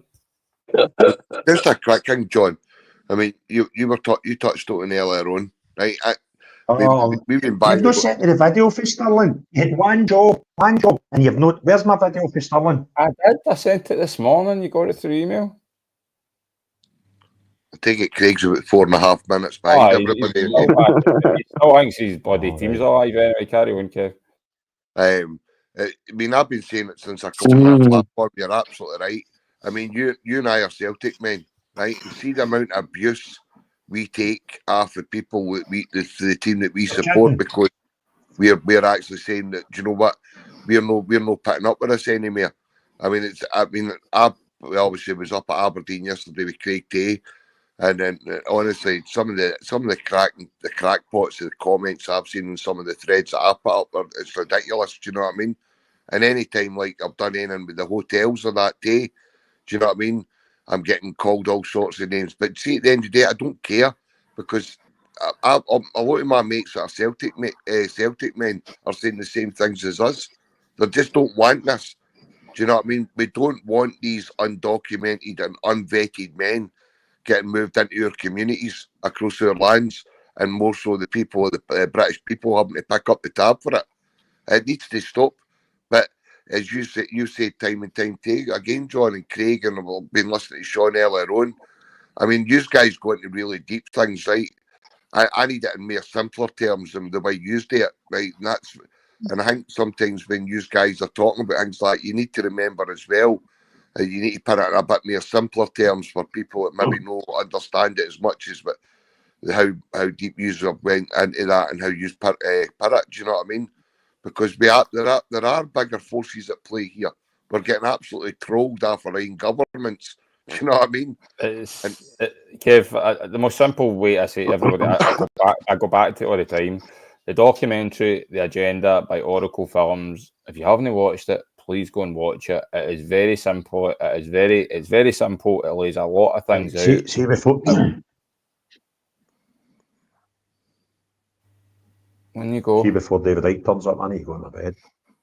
Can I just say something? See, over the different channels that this goes out on, 9,500 people have watched this live at some point tonight. They jump up when I came on? No, that's down. My X feed just disappeared. I'm like, oh, it's him again. Honestly, that Bampot, man, that David Icke. He's on. Do you know, see, to be fair play to John, I was thinking there for a minute, right? You've went some journey, and see, when you used to come into X Spaces like a year ago, it didn't matter what we're talking about. You would go, but the Jag, right? And you just, all you wanted to talk about was the Jag. And I used to watch it, and you jump from room to room to talk about the Jag, right? And I kind of think that something's clicked somewhere, and you went, fuck me, it's bigger than that. And yes, the Jag is fucking horrendous. And if anybody doesn't want to listen to about how bad the Jag is, go and get Alex Mitchell, my good pal, the Bionic Mod. Call him the Bionic Mod because he's got one leg, right? He's got a false leg, and they're trying to make it good enough that he can go on his beloved scooter, right? So, and it's very, very important. But now you're like, there's a massive pit. The whole thing's fucking broke. So if you want to just talk about Cope, you've got an audience there that's a certain size. But if you only just want to talk about WEF, then the audience get a certain size, and other people in the room are just like that. It's all in a link. More people, you can put it. Of course it is, right? But you've changed, because it used to be there's John the COVID guy. No, it's there's John the podcast guy. You know what I mean? And you're getting more traction. John is you know what I mean? But it's important to it's still your driver. I think when you look at it that way, right? So when this first happened to me, I was kind of like, no, I'm still here. Can you hear me? Am I still here? Aye. So I'm not kicked to just yet, right? So when this first happened, I guarantee his missus is unplugged internet, man. Kev's in a different parallel universe to everybody else, isn't he? Kev's away over here somewhere, and we're all over here. I'm watching John going round in circles here. It's like going into an old folks home with us. Internet's lagging and Kev's talking at the window, his reflections, you know what I mean? This is just wild. Anyway. John. I know you took care of privileges off me for Kev when you went to Falkirk with him. Are you going to are you ever going to take care of privileges again with him, or am I lumbered with him for the rest of eternity? There's enough going on in the world without adding that. Right, let me just clear something up with the two of you right here now. I don't need you. I can go. I can get the. right? I could have been up in Aberdeen before watch you you that. go to Dundee yesterday. Yeah. Right? I'll make the effort to get to these places, right? Because I think it's important, right? But I enjoy going up with the two of yous, right? I enjoy listening to yous, I enjoy talking to yous, and I enjoy watching yous out and performing yous are up there. So stop fucking talking pish that yous lumber with me. Yous love my company, the two of yous. That's fine. Right, but what I'm saying is, By the way, do you know what I think? We were that close. John, we were that close to getting me taking the mic on Saturday. We were getting them all revved up. You could see his phone, right? What is it? Megaphone thing, right? It was hilarious, right? It was brilliant. And I'm like, I kept going to it. He couldn't dare shut them. Honestly, I think it was that close. But I keep saying to you and John, right? And I don't mind saying this publicly, right? And even like listening to Sean, right? I know who's a podcaster as well. You guys know what you are talking about, right? What am I going to do? Just go up and rant like an absolute lunatic for 10 minutes? Do you know what I mean? I can do that in spaces. I can do that with a megaphone. I don't need a mic to do that. Do you know what I mean? Well, to go back to what you said, I was a COVID guy, right? And I totally agree with that. Oh, I changed the subject, John. That's No, right, because I never go to finish. You say I interrupt, right? You say I interrupt, right? But I couldn't finish. It was like him when I was trying to get it out. We changed the subject to yourself there for a minute, mate. Sorry, mate. Anyway, right. On you go, John. Stop it, John. What? On you go, son. No, but what we're saying, right, is I was the COVID guy, right? But bear in mind that this thing nearly took my life and I still get issues. And the COVID, I still think that when people realise that the Jag was the biggest medical lie in history, I do think that that's something that can unite people. The fact is, all right, it's been and gone, but the amount of people that are dropping for it, I always say it, doesn't matter what colour of skin you are, doesn't matter where you came from, doesn't matter religion, the government try to poison you. It's that simple. Every single one is. What happened to me could have happened to anybody. And I do think it is a touching point to make people realise that, because the amount of evidence regarding it. But as time goes on, you start to see that everything, the education, the schools, blah, blah, blah. And again, it's like some people are one-trick ponies. Like you go into certain Twitter spaces and everyone's just talking about immigration. I'm like, right, can we maybe slide it over to the farmers a wee bit here? Because like it's getting into winter and that's scary times. Can we maybe slip it over to here? Where, you know, the government are now saying you can't take £800 out your bank account and they can withhold it, all that kind of stuff. So there's a lot of things that are getting slipped. But anyway, I can see Big Craig's yawning and Kev. I'm struggling. I'm genuinely struggling, mate. And I've got a lot of stuff to do tomorrow. But we'll leave it at by the that. way. Wait a minute. 4.5 and 3 3s, 7 8. Oh, that's 43. Aye. 9,000 odd people watched this tonight. That's mental, isn't it? It's just bonkers. It's just, and when I like X spaces. I think they're good. I've learned a lot of skills through them, debating and things like that. And because I was addicted to them last summer, weren't we, Kev? We were on them at 4 in the morning and stuff like that. And what I was trying to do with this show was to try and make an X space on YouTube, right? So that was kind of what I wanted. And when you go into these X spaces, you've got your speaker, that would be me. Or sorry, your host, that would be me, because it's my platform, as it were.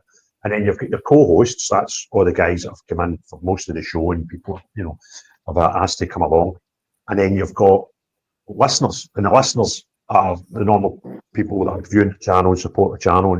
And then it's giving them the platform to come up from being listeners up to being speakers. And we've done that again tonight. There's been a few coming up, and particularly Veronica, just, you know, having a woman up. That's great, because I only thought about that the other day. There's only been one woman in this space. I was trying to get one of the women that was that I spoke to up in Aberdeen to come on. But anyway, it's been great, and I'm really enjoying them. And I thought originally the original thumbnails I got made up. I got two made up. I got one saying 7 to 8 p.m. and one 8 to 9 p.m. The last one started at 8 and it's now to 12. And it's brilliant. I feel as if I could sit here all night if I wasn't so tired. So thank everybody that's, you know, the co-host guys, the pals that are, you know, coming and you know, help with the, you know, keep the whole thing going, and the people that have come up to speak. It's just brilliant, and hopefully we can keep them going. And I've still not decided. I said I would do 2 or 3 of them and then we'd decide, look, we'll do them on a Thursday at 8 o'clock or we'll do them on a Tuesday at 7 o'clock or whatever. But my life's a bit erratic, so I kind of can't do that. And what I think's amazing is that it's not a structured that day, that time, and we still get thousands of people tune in. It's just bonkers. So there's obviously, when you say this, I don't mean in monetary value, but there's a market for this. There's an appetite for it. And we'll keep going. And I'm glad again that, you know, we've had some English people coming into the space. The last one we done last week, all I wanted to do was talk about the protests and what was going to happen across UK. And we had loads of guys, real big hitters off X and YouTube and stuff were in that show. And then that led to AY Audits jumping in and out and me getting a wee podcast with him on the Thursday. So it's been wonderful and it's good fun and long may it continue. So thanks very much to everybody that's been in helping me co-host this and the people have come up to talk, because that's what it's about. And I want to be able to get to a point where it's just I'm queued out the door coming in the phone in, because that's kind of where I want to go with this. And thanks very much to everybody. So we'll just end in the way I always end. If you've not already subscribed to the channel, please consider doing so. And if you hit the notification bell, even more important for the lives, because they're at a erratic time start, you get an email instantly. As soon as I hit the live button, you get an email sent to you, get, you know, to let you know. So that's one good thing about subscribing. And we've got folk with channels in the room. We've got John there, who I'm not plugging because I don't like him. We've got Sean with Social Sessions. We've got, is he still in? DJR Media, young lad up in Aberdeen doing some wonderful things up there. We're, you know, a channel that's starting to get a bit of traction. And I think most of the people, apart from Kevin Aranta, you don't want to follow him on Twitter, but most of them are on Twitter. So, unless you are the type of person that wants to come into this country,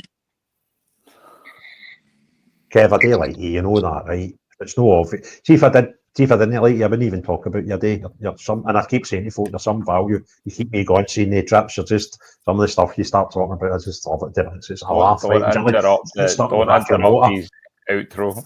She gets stuck in the motor, back of the seat of the motor. He took the front seat. Imagine doing that to your missus. No.